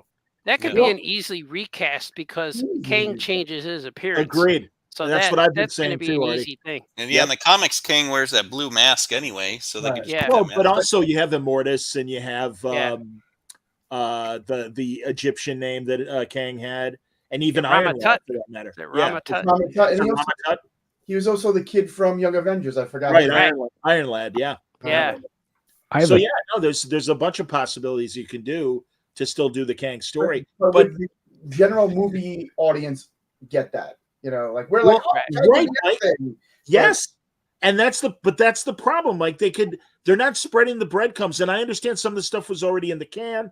I realize all that, but I also think there's a big rumor that maybe, if not Downey and Chris Evans, because there's the multiverse, that other versions of Cap and Iron Man may come back. But they're like, that might happen in 2026. Yeah. It's like, well, that's great. Something, Rip Van Winkle, I'm going to roll over and you call me when the century changes. It's going to be like Harrison Ford. We got him back for Indiana Jones 6. Yeah. Oh, good. He'll be 90. Something to look forward to. Well, and Wayne is right too. Hey, what's happening with Starfire Fox and Pip? And also Hercules at the end of Love and Thunder. Hercules. Yeah. I try and block out Love and Thunder. Please let's not. I am so with you, Mike. Oh, I don't even remember that movie. I watched it 3 times. And that's the problem, man. A lot of these movies are letdowns. And I agree with you, Franco. I'm not saying that they're going to go away, but it's like kind of like quit resting on your laurels. And I don't know what they're doing to improve these TV shows and movies. I don't know. Yeah. Guardians 3 has been the best one so far, though. Agreed. What's been the best? Guardians 3 was great. I actually disagree. I think that they need to break. I think take a couple of years off, start again. It's feeling forced. It's like we're trying to do the same thing again. Yeah. The same thing. Take a break. Come back with the Fantastic Four. Come back with the X-Men. Come back big again, and then build and do something different. It doesn't have to be this big endgame crescendo again. Like let each universe be their own thing. Do something different. I like that. I like the idea of them restarting with Fantastic Four and X-Men and merge them into like the story. Like it would have been cool. My idea to bring the X-Men would be, of course, to go through with Captain Marvel and have Rogue be the villain, take her powers, because I saw Binary was shown, and spoiler, but Binary was shown in what? In the movie. I'm sorry. I wasn't gonna say anything, but yeah. Yeah, but I saw the spoilers, man. I just see. But it would be cool to bring in Rogue and do the whole story where she takes Captain Marvel's powers. Yeah, and then it would be where the X-Men have to, or not X-Men, Avengers would have to find Rogue, and then the group of mutants are also looking for her, and that's the confrontation with Captain America leading the Avengers, or the Avengers, and when they see all these X people, these mutants, but they're all wearing the X. And then have Captain America name them. He goes, I don't know who these X-Men are, and that would be cool just to have them, these X people. And that would have been a cool way to introduce the mutants and the Avengers, but they're going to go another way, I bet. But that would have been cool. But speaking of mutants, Deadpool, the new Deadpool movie, I think is going to shake it up and perhaps even shake it off, because it's possible that Taylor Swift might appear in that movie as Dazzler. I am so for that. I hope it happens. Yeah, that'd be cool. Yeah, well, there's perhaps some evidence that this might be a possibility. Hugh Jackman and Ryan Reynolds and Taylor Swift and Sean Levy, I think is how you pronounce his name, all showed up at a Kansas City game together a few weeks ago. Oh, who's they were Sean all hanging Levy? out in the booth. So the director. He's directing the new Deadpool movie. Yeah. So oh, I see. Could be. Could happen. We'll see. Because But it looks that like seems crazy. I think it's the worst kept secret, basically, that she's going to be in it. The I whole think they're idea- going to bring back all of the versions of all, like Ben Affleck, Daredevil, and Yeah, I've been hearing these little guys are things gonna here be and in it. there. Ryan Reynolds and Blake Lively are really good friends with Taylor as well. Like so much so that they go over each other's houses and stuff cool. like that. So there's a very good possibility. Yeah, I think it'll just be I think it's just going to be weird and have a lot of hopefully unexpected things if not too many things leak. I look Yeah. forward to that. It'd be awesome if Wolverine looks cool with the costume. Yeah. And the X-Men show up with costumes eventually when they come in there. Yeah, Man, let that'd be James cool. Marsden Cyclops do something for one. Yeah, That'd be don't nice. kill him. Well, Yeah. Throw Goldblum in there. Since you talked about spoilers, do you know what the other spoiler was for? It was Binary, and who else was in the? Yeah, thing, I saw all of knows. it. Right.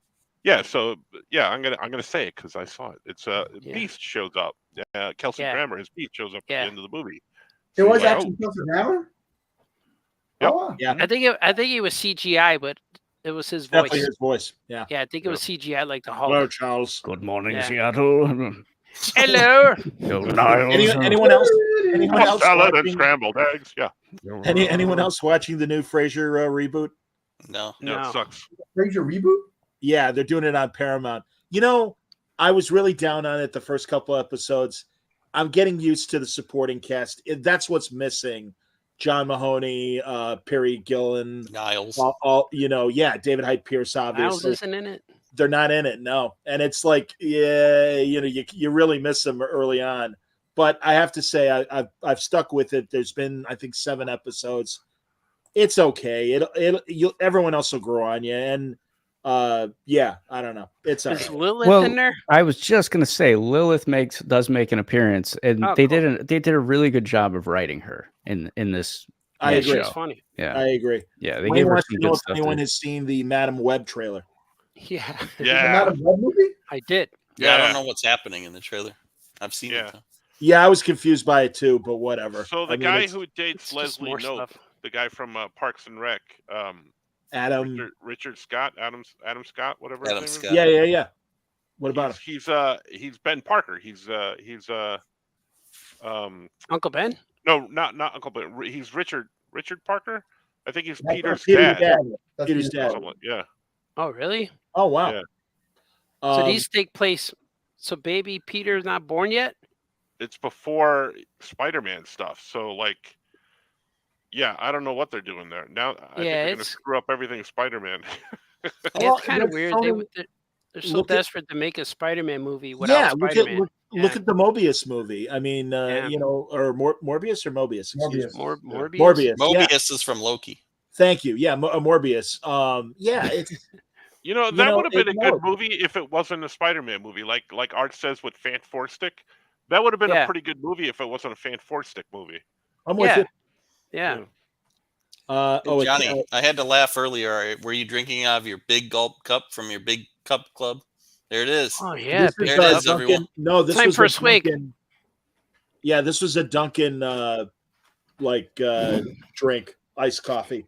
Yeah. And I You got a kept swig. Now's the time. Swig. Mike, feel free, everybody.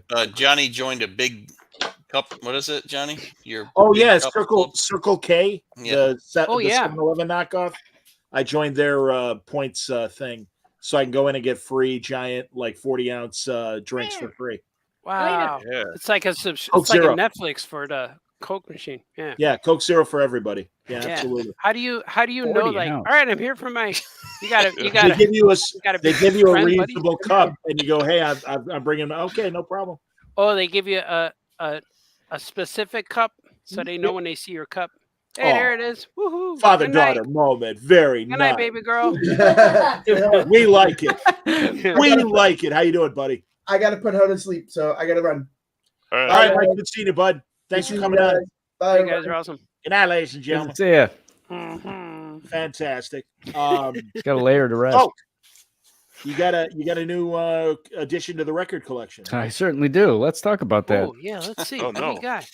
Well, Collect the time. you know, I collect like the to do time. some album diving here and there. I have a Mhm. record player, and I picked up this gem recently. Joe Willman shows you how to bowl your best. Clear, Shows concise, you and complete how to bowl bowling your best. instructions From by the the Bowling nation's... Hall of Fame, Joe William. Yes. How does he show you that on a record? Well, exactly, but also wait, there's more dialogue. So give it. What's the rest of that? It says clear, concise, and complete bowling instructions by the nation's #1 bowling instructor. I like the bald guy that he's helping. Help me! I can't get the 7-10 So split tell us about it. Let's out of my thumbs pants. up. You know what? I could tell you about it, but why don't I just show you guys? Let's take a listen. So much remains the same, but it's different now. And this is the first time I feel truly lonely at Burgoo.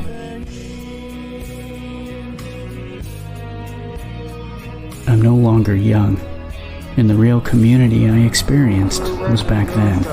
The warmth, the heat of togetherness.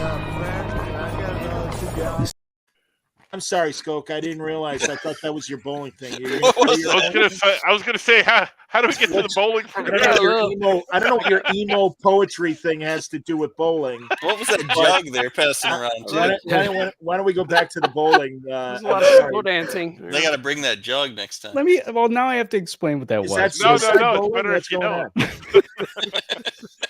It felt like it looked like some kind of it felt like a joke. Like that was a joke. Like let's listen to the bowling. It's this real sad thing.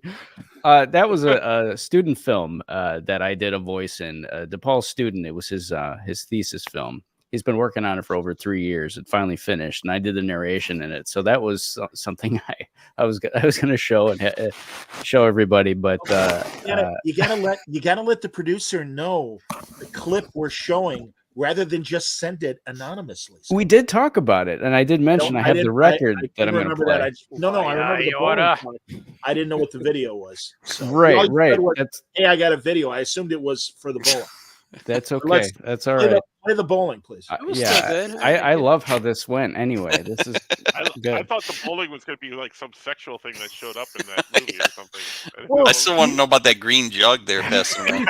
You saw the guy on the long path, and I'm like, oh, he's going to bowl. Obviously, I thought that's what's going to happen. Sorry. So please, Paul Williams wrote that. Hey man.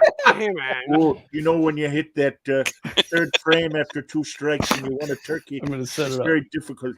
Ooh. Hey man. All right, Skoke is for the audio audience. Skoke is setting up to play the bowling. All right, here we go. Here it comes. It's like I need it. I'm scared, but go ahead. We're gonna watch old style VHS. VCRs. The needle's dropping. Oh, you're playing it. Oh, he really is. I thought it was a video. I thought you were going to act it out.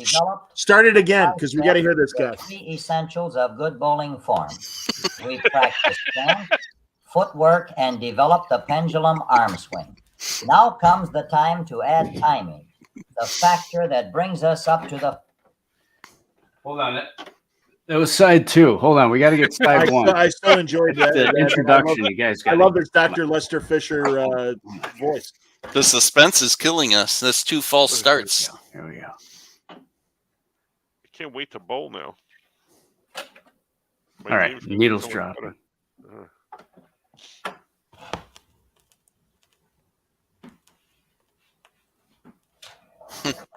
Love it. Love it, sister.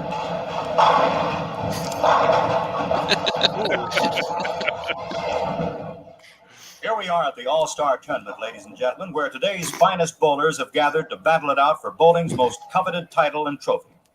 Glancing down the lanes, we see them in action. There's Buzz Fazio rolling, a perfect pocket hit. Beyond him, we see Steve Nagy, Harry Smith, Don Carter, and Joe Willman. Each one a champion bowler. Each name is familiar to bowlers as the #1 pin. Now, we ask ourselves, what does it take to become a star bowler? How does a bowler acquire the championship form necessary to withstand the competition at these national tournaments? I don't know. In just a few seconds, we'll know. For here to tell us all about championship bowling form is that Dean of Bowlers, Joe Willman.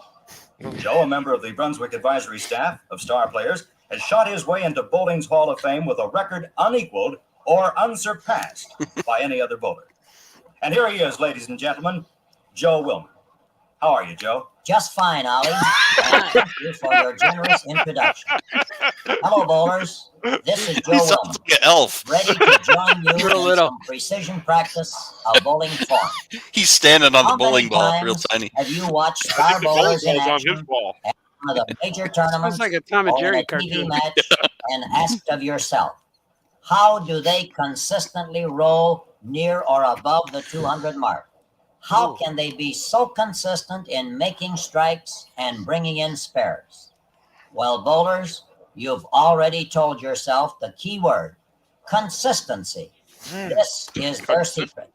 Consistency in good bowling form and consistency in bowling practice. D-Brad. I like it. Man, after years of other bowlers putting up their cigars on my forehead, I took up the sport, and now is there more? Is that it? What the hell? I think that's enough. I think you've made your point, sir. What is that?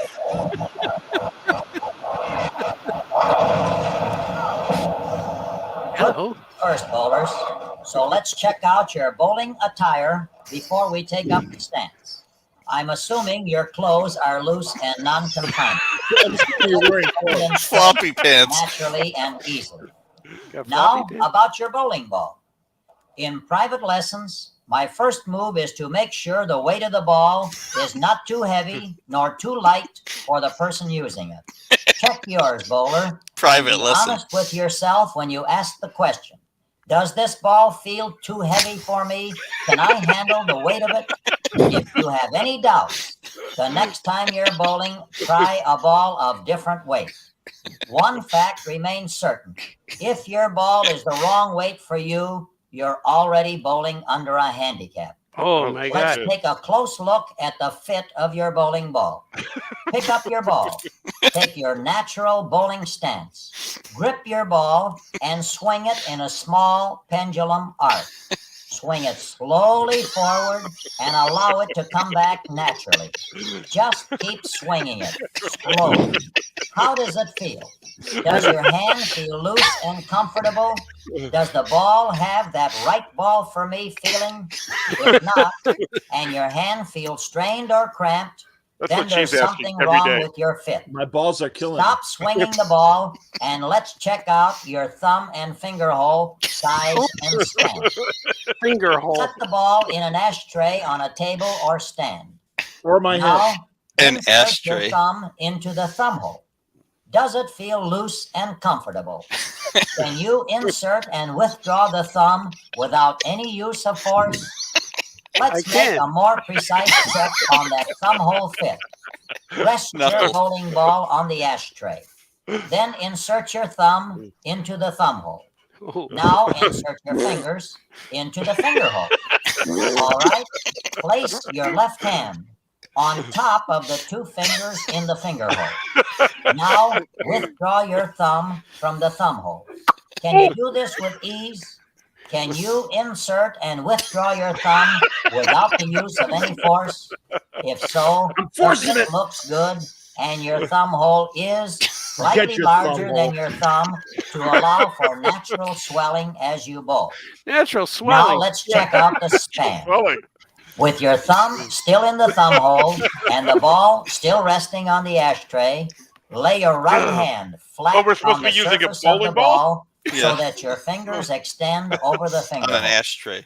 Look at your fingers and see if the second joint from the end of your finger extends at least 1/4 of an inch beyond the inside rim of the finger holes. If the joint goes way beyond this or falls short of the 1/4 inch extension, then your span is incorrect. I'm doing it As wrong. for the finger holes, they can be snug.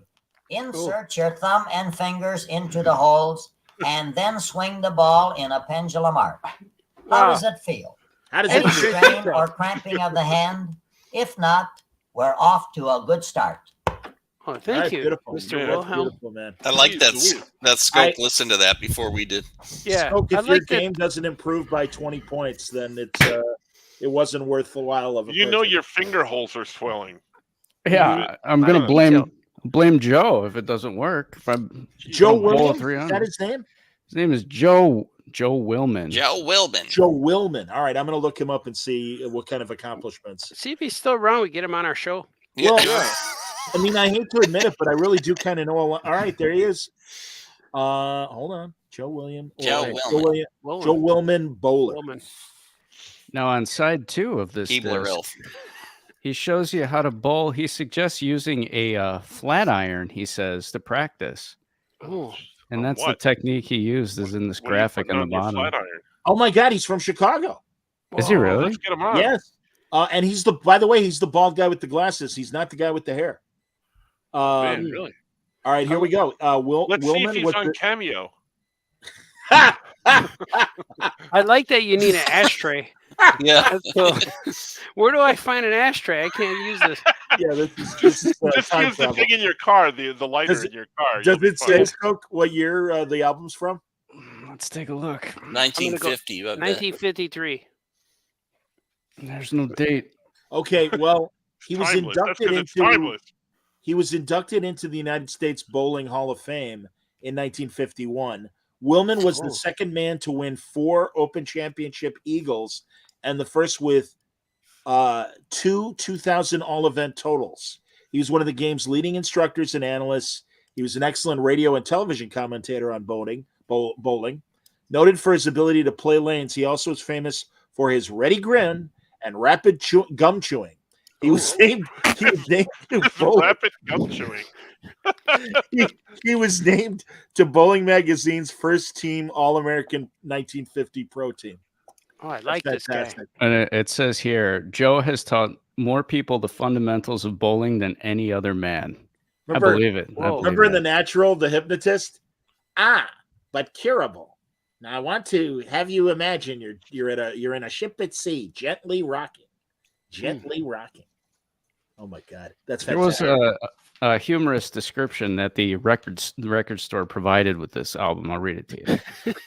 The record store put on the label, "You put this instructional album on, and as you stand in your garage practicing your form with your flat iron, you seem to feel the steady hand of Joe Willman guiding yours. His hip pressed against you, spooning your body. Then you snap out of it. It was only a dream." Like did they see you coming, or did you? They're like, all right. Did they ever? Oh my God! Exactly. How much was it, Skoke? Oh, I was just going to show. $12.99 is what they were charging for this gym. Wow. When I went to the counter to pay for it, I went up there, brought it to pay for it, and the guy was like, "I'm so glad somebody's buying this." They used to put anything on vinyl, which is fantastic. Clearly, anything. Because how I decided to take up bowling, Margaret. All of a sudden, I'm Harry Morgan. Hey, Radar, I'm going to take up bowling. I'm going to use this album to help me learn. My horse is hiney. Exactly. Did you know I'm going to put my thumb hole up my horse's hiney. Wait a minute. How about that description of the hole and around the rim? And is your thumb hole secure? Can how you deep does the knuckle? Yeah. Swollen finger. Does the knuckle go? One knuckle. I can't bowl anymore because I get swollen fingers. Yeah. And I've tried different bowling weights and different grips, and to no avail. I stopped bowling in the late 90s. Well, I'll let you borrow the record. Yeah. Put some rub it in. Rub it in. That's like somebody that went blind. I'm going to buy you a ton of books. Hey, thanks, man. Yeah. I started bowling with the opposite hand because after I started drawing, I was like, I can't, because I went bowling once and my arm was real sore. Yeah, don't do the pencil. Yeah, so I go lefty now. It's cool. Kevin says, I stopped by our local bowling alley a couple of weeks ago during the morning Old Timers League, and a few of the guys were getting their balls re-holed, and they were not sticking their fingers in holes. Yeah, you need a bigger hole sometimes. The owner took them in the basement and re-holed their balls. Yeah. You need a bigger hole. They were never seen again. Yeah. Hey, three guys went down there. They told me to go downstairs to get re-holed. What happened to Lou? Oh, you never came back. You know, if you're ever in I don't know if any of you guys have ever been in bowling leagues, but it's a longer season than any pro sport you can think of. It literally starts in like September or October and goes till May the next year and stuff. It is insane. Just ongoing. I did. I have a bowling ball somewhere still, and because I used to be in a league when I was a kid. Yeah, me too. There was this thing you put it in to like wipe the ball off. Yeah, it's like a cradle. You stick the ball sack. in there. Yeah, and you do this. We called it a ball sack. Yeah, ball sack. They show that in Big Lebowski. And King. Oh, that's right. Big Lebowski, you see John Turturro as the Jesus. Don't F with the Jesus. And he and his partner are totally like shamming their balls, and they're having a little too good of a time doing it. I was in a bowling after school bowling thing and all through elementary school. Sure. I was on a bowling league too, like a team, and we had to go a bowl every Saturday morning at 10. And when I started going, that's when Spider-Man and his Amazing Friends started coming out at that same time. So I quit the league so I could stay home and watch that cartoon. Good move.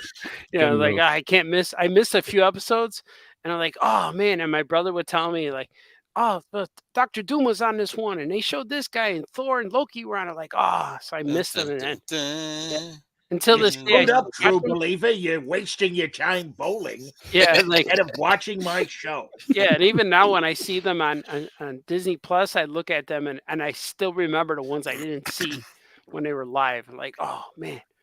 Well, you can watch them now. Yeah, I do. I watch them multiple times. Oh, I never saw this one before. And I realized it's like I watched it 10 times already. There's one with the Hulk in there too. Yeah, the Hulk's in there. He's a robot Hulk too. It was a robot Hulk. Nice. Oh, Sven last Saturday showed from the mid 60s after the TV show went off the air, Munster Go Home. And it was like, I missed that one. The year after this TV show went off the air. And Eddie's in it, Butch Patrick. Yeah. But it's a different Marilyn, but otherwise it's all the originals. And then I also watched it on YouTube. I don't remember the name of it, but it was from 1981 and it was a TV movie. And Fred Gwynn, Al Lewis, and Yvonne DiCarlo were all in this thing from 1981, but it was a different Eddie. He sucked. And it was a different Marilyn, and she sucked. Marilyn. You know, thinking about Sven, I want to say congratulations and best of luck to the new crew in the Sven cave there. You got Nostalgia Ferratu and Gwen Gooley and the Imp. I forget his full name, but I think best of luck to all of them as they start their journeys. I wish the Imp would. He needs like 10 more minutes in the think tank. You know, you like give him 10 more minutes. All right, you're almost there. Just come back a little more. I told him a little bit. I told Sven. I don't know if you guys know this reference, although Skoke might because of the Gilbert Gottfried show. But there was a 50s comedian named Sammy Petrillo. Hey man, his whole act was doing Jerry Lewis. And there's a movie called Bela Lugosi Meets a Brooklyn Gorilla. You can find it on YouTube. It's a horrible movie. And it's a poor man's attempt at trying to make a Martin and Lewis movie without Martin and Lewis. But Sammy plays this Jerry character. And he was so accurate doing Jerry that there's times in the movie that you think you're watching Jerry. And Jerry Lewis put him under contract purposely to basically keep him off stage. So he paid him not to do the act and everything. Oh.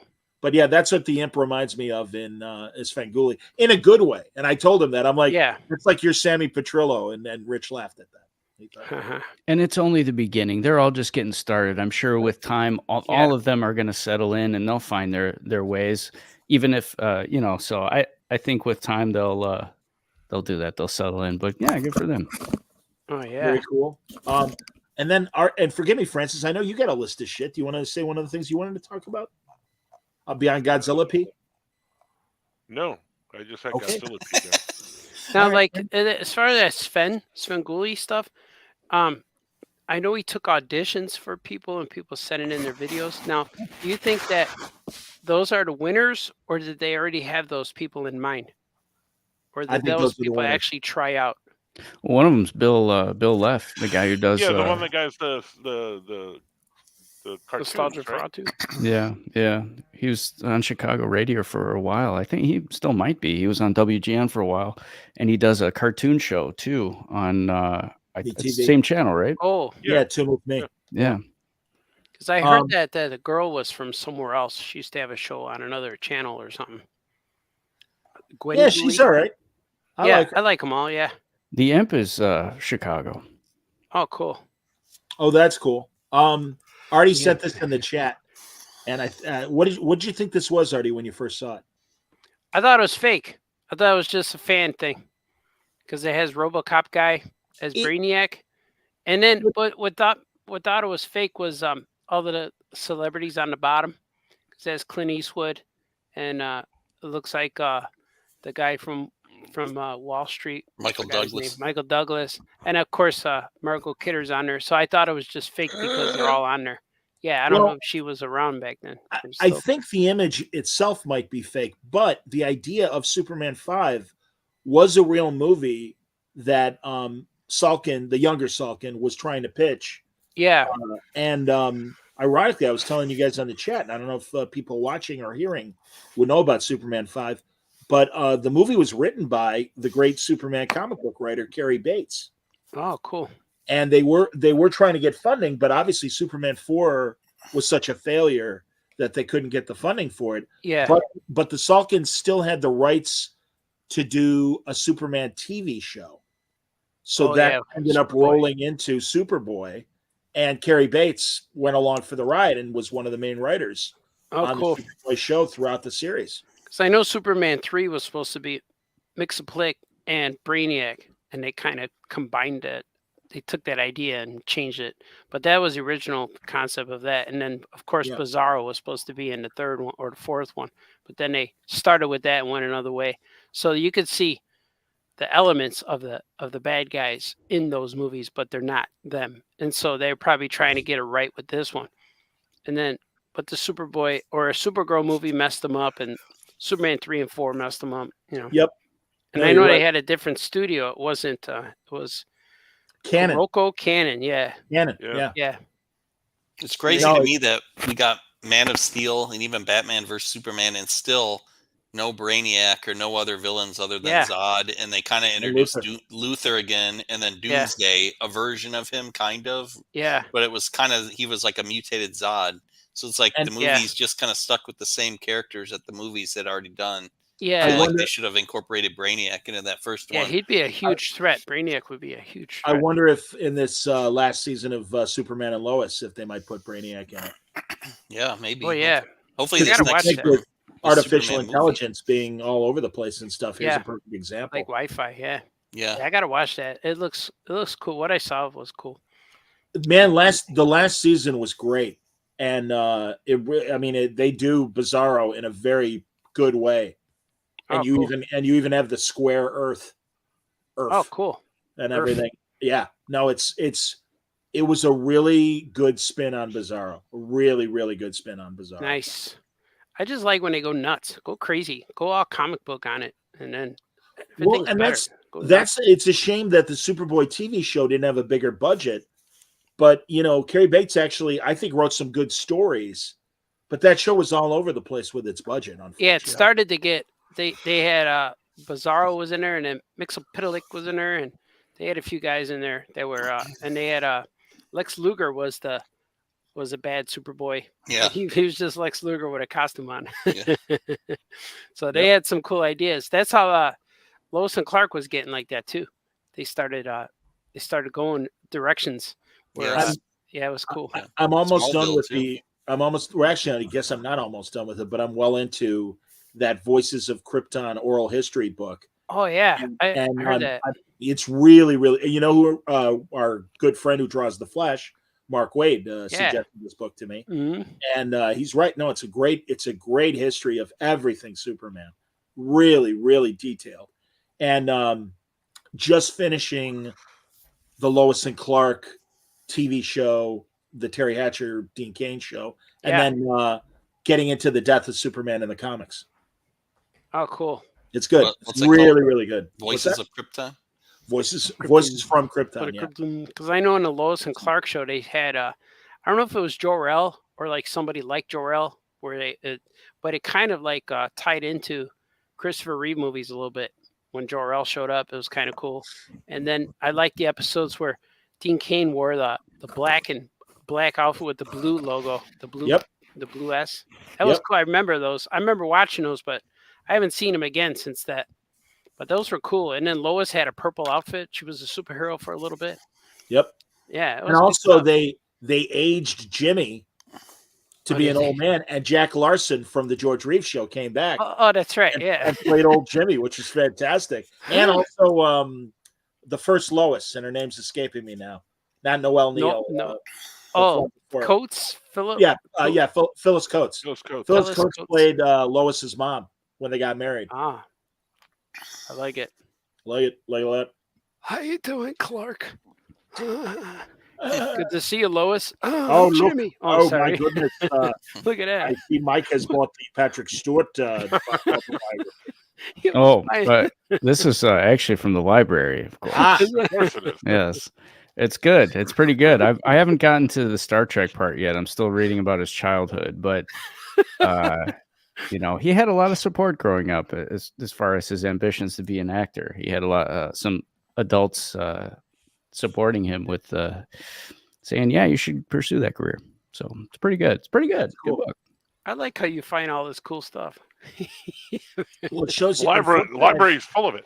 Yeah, I was going to say, unfortunately, it shows you where libraries are, I think, in the current social conscious, because it is a brand new book, and you would think it was checked out, unless you were able to pounce on it. Oh, I pounced. I knew it was coming, so I got on the list. I was one of the first on the list. Yeah.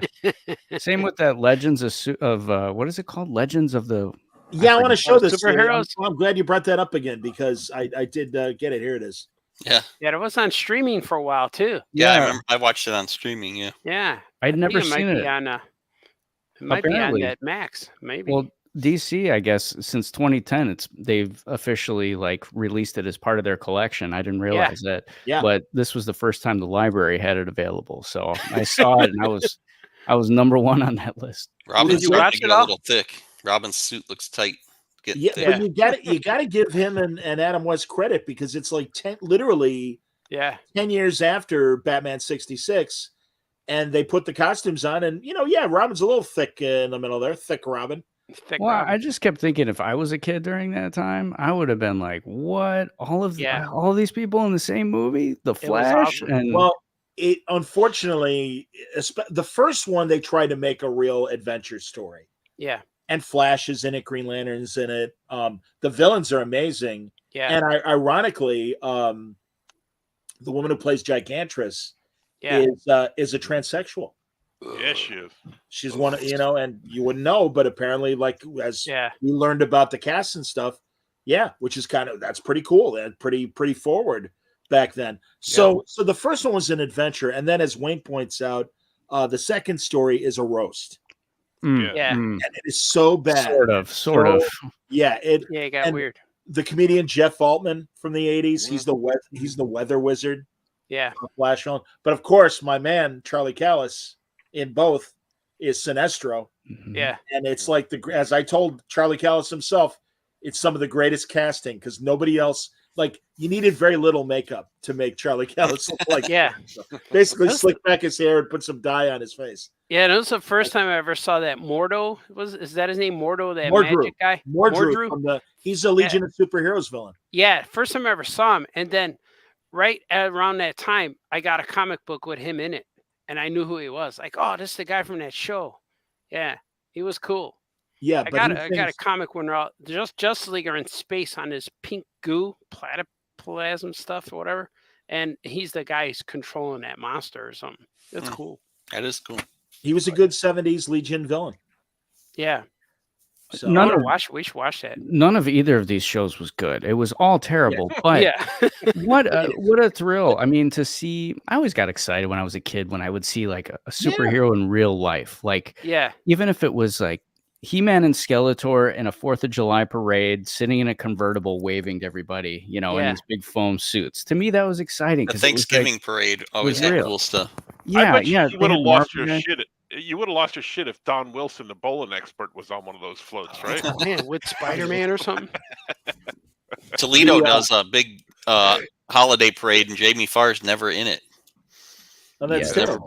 That's terrible. Because it's not to his interest. Yeah. That's why. He's like, nah. Good night. He's on a Paco float. He's in California where it's warm. Last night, I was with Mike Nagan, and we were doing the Huracan show in Long Island, and one of the other guests at the show was Jacob Shabbat. Was he? Jacob Shabbat, wonderful artist, fellow fine human being. But he lives in Queens, and I said, "Oh, I got to go right by there to go home, so I'll drop you off," because he had come by train. So I said, "I'll drop you off," and we were chatting, and I said, "Wow, so you're in Queens. You're really close to Shea. Well, it's not Shea Stadium anymore. I call it Shea Stadium, but it's Citi Field now. The Mets. The Mets." And he goes, "Yeah, I found it by accident because I went for a bike ride and I wound up at Citi Field." He goes, "But the other reason I know that I'm close by is because the the official Halloween parade had the official Mr. and Mrs. Met there. So the people that dress up in the Met costume with the giant baseball heads. Oh, the baseball. heads. Yeah. They were in his local parade. So nice. Yeah. Were they wearing the costume or not in the costume? Yeah, they were in the. Yeah, of course they're in the costume. Oh, they were in the. How do you know they're Mr. and Mrs. Without Met? it. I don't know. It'd be weird if they weren't in the costume. Did you know the Steinmetzes are actually Mr. and Mrs. Metz? Yeah. I was gonna say you ruined my joke because I was gonna say young Mike Skoke would have been like, oh my God, Mr. Met. He's a real. I would have been. I would have been thrilled. I would have been thrilled met to see that. Mr. Met. I would have met Mr. Met. Mm-hmm. Wayne wants to know if we've seen the Justice League movie with the Martian Manhunter. I have, from the 90s. Oh yeah. Oh yeah, I've seen that. Yeah. Charles Emerson Winchester as He's the Martian thick. Manhunter. He's a very thick John Jones. Yes. It was kind of like a Friends episode, but if they were superheroes. That's what. Yeah. It felt Well, like. they were doing the blah ha ha thing. Yeah. But unfortunately, it wasn't that funny. And then the Martian Manhunter, I feel like he was wearing regular pants in that suit because he never saw. Like, here, put this on your fat body torso. Wasn't he from MASH too? Yeah. Major Winchester. Yeah. Put this on, but You can wear those shorts. Just wear gym shorts. Gentlemen. It's like Grand Moff Tarkin wearing slippers, but you never see his feet, so we don't know. And that's how this guy feel like he's wearing sweatpants or jeans or something. Yep. Yeah, but he didn't do anything but turn and look. He goes, "Oh, why assemble you here?" Booster's in it. Blue Beetle's in it. Blue Beetle. Yeah, they had everybody but the guys you want to be on the ones you wanted to see in it. Adam was in it, I think. Everybody but the guys. Well, we can't. No, that's kind of phase 4 and phase 5 of the Marvel movies, frankly. Those are cool. Like, again, you're introducing new heroes, but it's like, yeah, but like there's, I forget who said it about. Oh, it was in the Voices of Krypton book, Krypton. And they say about because also as I forget, they talked about the Justice League cartoon in 2000, and it was Bruce Timm, and he's like, what the problem with the X-Men or the Avengers animated series was no Iron Man, no Thor, no Captain America. Yeah, and it's true because I watched it and I'm like, Hawkeye, right, but I wasn't crazy about it, and it's like, no, we knew making the Justice League, we needed the major stars in the Justice League. So, yeah, why can't you use them? Just put them in there. I don't know. Well, they might have been, especially in the 90s, a lot of the rights to the various Marvel characters were divided up by so many movie studios and so many that's true. Contracts. God, I talked to Joe Satriani, nice, the great Italian guitarist. Really? He's cool. I love that. Oh, I had the best interview with him. And I asked him about Surfing with the Alien. Yes, Surfing with the Alien. And they had the Silver Surfer. And he goes, do you believe? He goes, it only cost them like $5,000 to get the rights to put the Silver Surfer on that album cover. Wow. Which is nothing. It was a John Byrne drawing too. Try it now. Try it today. Yeah. So, yeah. Just make your own guy, the slightly beige surfboard rider. Yes. Jack, what if instead of silver, he's beige? He's got a mustache. And he's called the Beige Beach Bum. Beige Beach Bum. What are his powers? I think what are that's his powers? a bad idea, Stanley. I don't like it. Stan, what are his powers? His powers are cosmic. Yeah, what's that mean? Sand. Yeah, you decide. Yeah. Someone was asking me about surfing and if I would ever try it. And my response was, being the weight and age that I am, if I sat on a surfboard, I would definitely be confused or confused as a seal and be eaten right away. So I don't think I'm ever going to do that. Yeah, I definitely have a bite chunk taken out of you. That's for sure. In my teens, I did both surfing and water skiing. Ooh. But I was much thinner then. Now but the important question is, when you went out on a new surfboard, did you resize your finger holes? That's the question. Yeah. No, it was a 40X surfboard, so I basically was just doing that. Yeah. How deep did your knuckles go? He went knuckle deep in that ocean. Yeah, true. I almost went surfing one time. I was supposed to do a surfing lesson. I was in LA a few years ago, but there were no waves. Well, that's Florida. That's where that took place. I'm sure everyone was paying attention to the location in that movie. Yeah, but I almost did some surfing, but still haven't. Artie gave us some good news on the I Like Pink site. Yeah. For longtime listeners of the podcast, they might remember one of Artie's favorite theaters growing up. Yeah. And that would be this theater right here. Yeah. Ramova. The Ramova Rat Theater. Rat AKA the Cat on a Lap Theater. Yeah. Because my wife would go there with her dad when she was a little kid. And they love the theater because you sit down and watch the movie and you grab a cat that's just roaming around. And then there's cats in the theater. So you would put the cat on your lap and pet the cat while you're watching a movie. Yeah. That's why she would love it. So all these celebrities, Jennifer Hudson. Yeah. Let me see if I still got the story. Chance the Rapper. There was three. There was three altogether. Yes. All right. And Quincy. No, Quincy Jones. Oh, Quincy Jones. That's right. I know it was a big one. The third one. So they're the new owners of the Ramova Rat Theater. Everybody. Are they really? Yeah. And I've heard they're gonna rehab it. Because it was already being rehabbed, and this was already last year. I saw the scaffolding out there, and we drove past it. I drove past it with the kids. And I say, hey, remember that story Mommy would tell about the cat? And they're like, yeah, there it is. And so I took them for a little tour during C2E2, maybe it was. But like I did with Franco, took them around the neighborhood. But yeah, loved it. I've heard that they were see. I think the scaffolding's there. See, yeah. And so it just announced that it's being refurbished, remodeled. They're going to update it, and it's going to be a place where young talent could go on stage and sing. They're going to use it for like. Do they have to bring their own cats, or are they going to be supplied? I don't know. I hope the cats are still in there. We talked to the construction crew. They said it's going to take about 6 weeks to get rid of the cat and rat pit smell. And I said, over there. I said, hey, you can't go there, you stupid. Remember that, John? Where's that from? The City Slickers guy in the construction zone. Oh no! Oh, that's. I was thinking of the guy in Spinal Tap when they're in Cleveland and they can't find the stage. Well, you go down about 7 yards, then you jog to the left, and then you see a door saying "No entrance." That's the stage. Mm-hmm. I remember when I was a kid. I was in high school, 15, 16, whatever, and we moved in our house. No, it had been. I was about 20. I don't know whenever it was. I was in college. I know I was in college. I was in school. So we bought a house. We tore down our garage, and we were going to get a new garage. So like when you dig up the floor, and then the concrete guy dropped off a whole pile of rocks that was in where our garage used to be. It was a whole mound of rocks. And then the next day, a guy dropped off a whole bunch of pile of woods because they were going to build our garage, cement the floor. So every night I would just look at this stuff in the yard, and neighbors would complain because we were the new people. Like, what are they put rocks everywhere? And so I was sitting out there one time, and I saw this guy walk through the alley, and he's in our yard looking at the pile of rocks, and he looks at the wood. He's just looking around like old man, like if you're using a tool, all the guys come, hey, what we're using? And so this guy was looking at all the rocks in the wood. And I'm watching him at nighttime.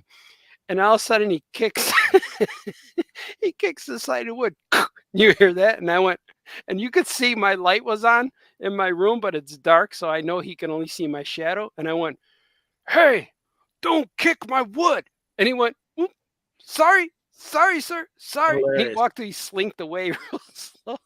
So that reminded me of the Rat Ramova remodeling. So coming soon to your neighborhood near you, the Ramova Rat Theater. Yeah. Hopefully it'll be rat. I really hope they keep the rat and put in parentheses cat on a lap. So. Cat on a lap. Yeah. Formerly known as Cat on a Lap Theater. My comment when you put that in I Like Pink was, of course, Oui Bon. Oui Bon was shown there. Only for Your Eyes was on. Yeah. The new movie, Only for Your Eyes. Oh my God. It's true. Well, there you go. Should we wrap? Are we done? Yeah, I got to get going. You guys can keep going, but I got to go. I'm going to eat. I didn't eat yet. I've been Harold's? on this. I got Harold's leftover, but I've been on this flipped over schedule. 2 all-nighters last week, man. I would do an all-nighter after my computer got fixed. I did an all-nighter, and I laid down for 4 hours and then got up again and stayed up awake another 30 hours. I kept doing that for 3 or 4 days in a row, and it's finally catching up. But I'm good now. But I just woke up today at like 5 o'clock. It's only been I've been awake for 4 hours. I still got to eat dinner or breakfast. Yeah, isn't that crazy? Yeah. So if I stay up all night today, I should be good by Thursday. Yeah, I don't know. Yeah. I don't know what I'm doing. Family plans, man. Yeah. Happy Well, late have a Halloween. Happy Thanksgiving for Happy everyone. late and Halloween. Yeah. Yeah. Yeah. Well, Thanksgiving's this Thursday, right? Yeah. Right. Oh, jeez. I thought, why is this so fast? Yeah, I guess it's normal time, right? It's the day after tomorrow. Watch the parade. You never know who you might see in that parade. Oh, hey, there you go. There might be another Marvel Secret Wars parade. Remember that one? Doctor Yes. Strange was in there. Doctor Doom and Power Man was in there. Luke Cage. That was exciting. Was cool. Yeah, it's good stuff. All right. Scarlet Witch. Follow us when you see us. Yeah, good to see everybody. Thanks Happy for Thanksgiving. listening. Thanks for watching. Follow us when you see us. Like and subscribe. Do all of those things. Click for notifications. Follow us. That's true. Follow us when you see us and everything. Yeah. All right. You guys are Later. awesome. Okay. Bye bye.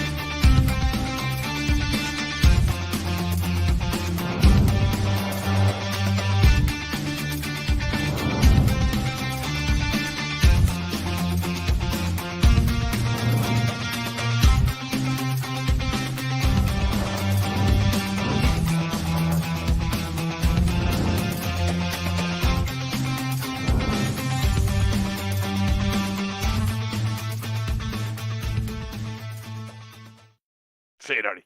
Say it. Say it. He's on mute.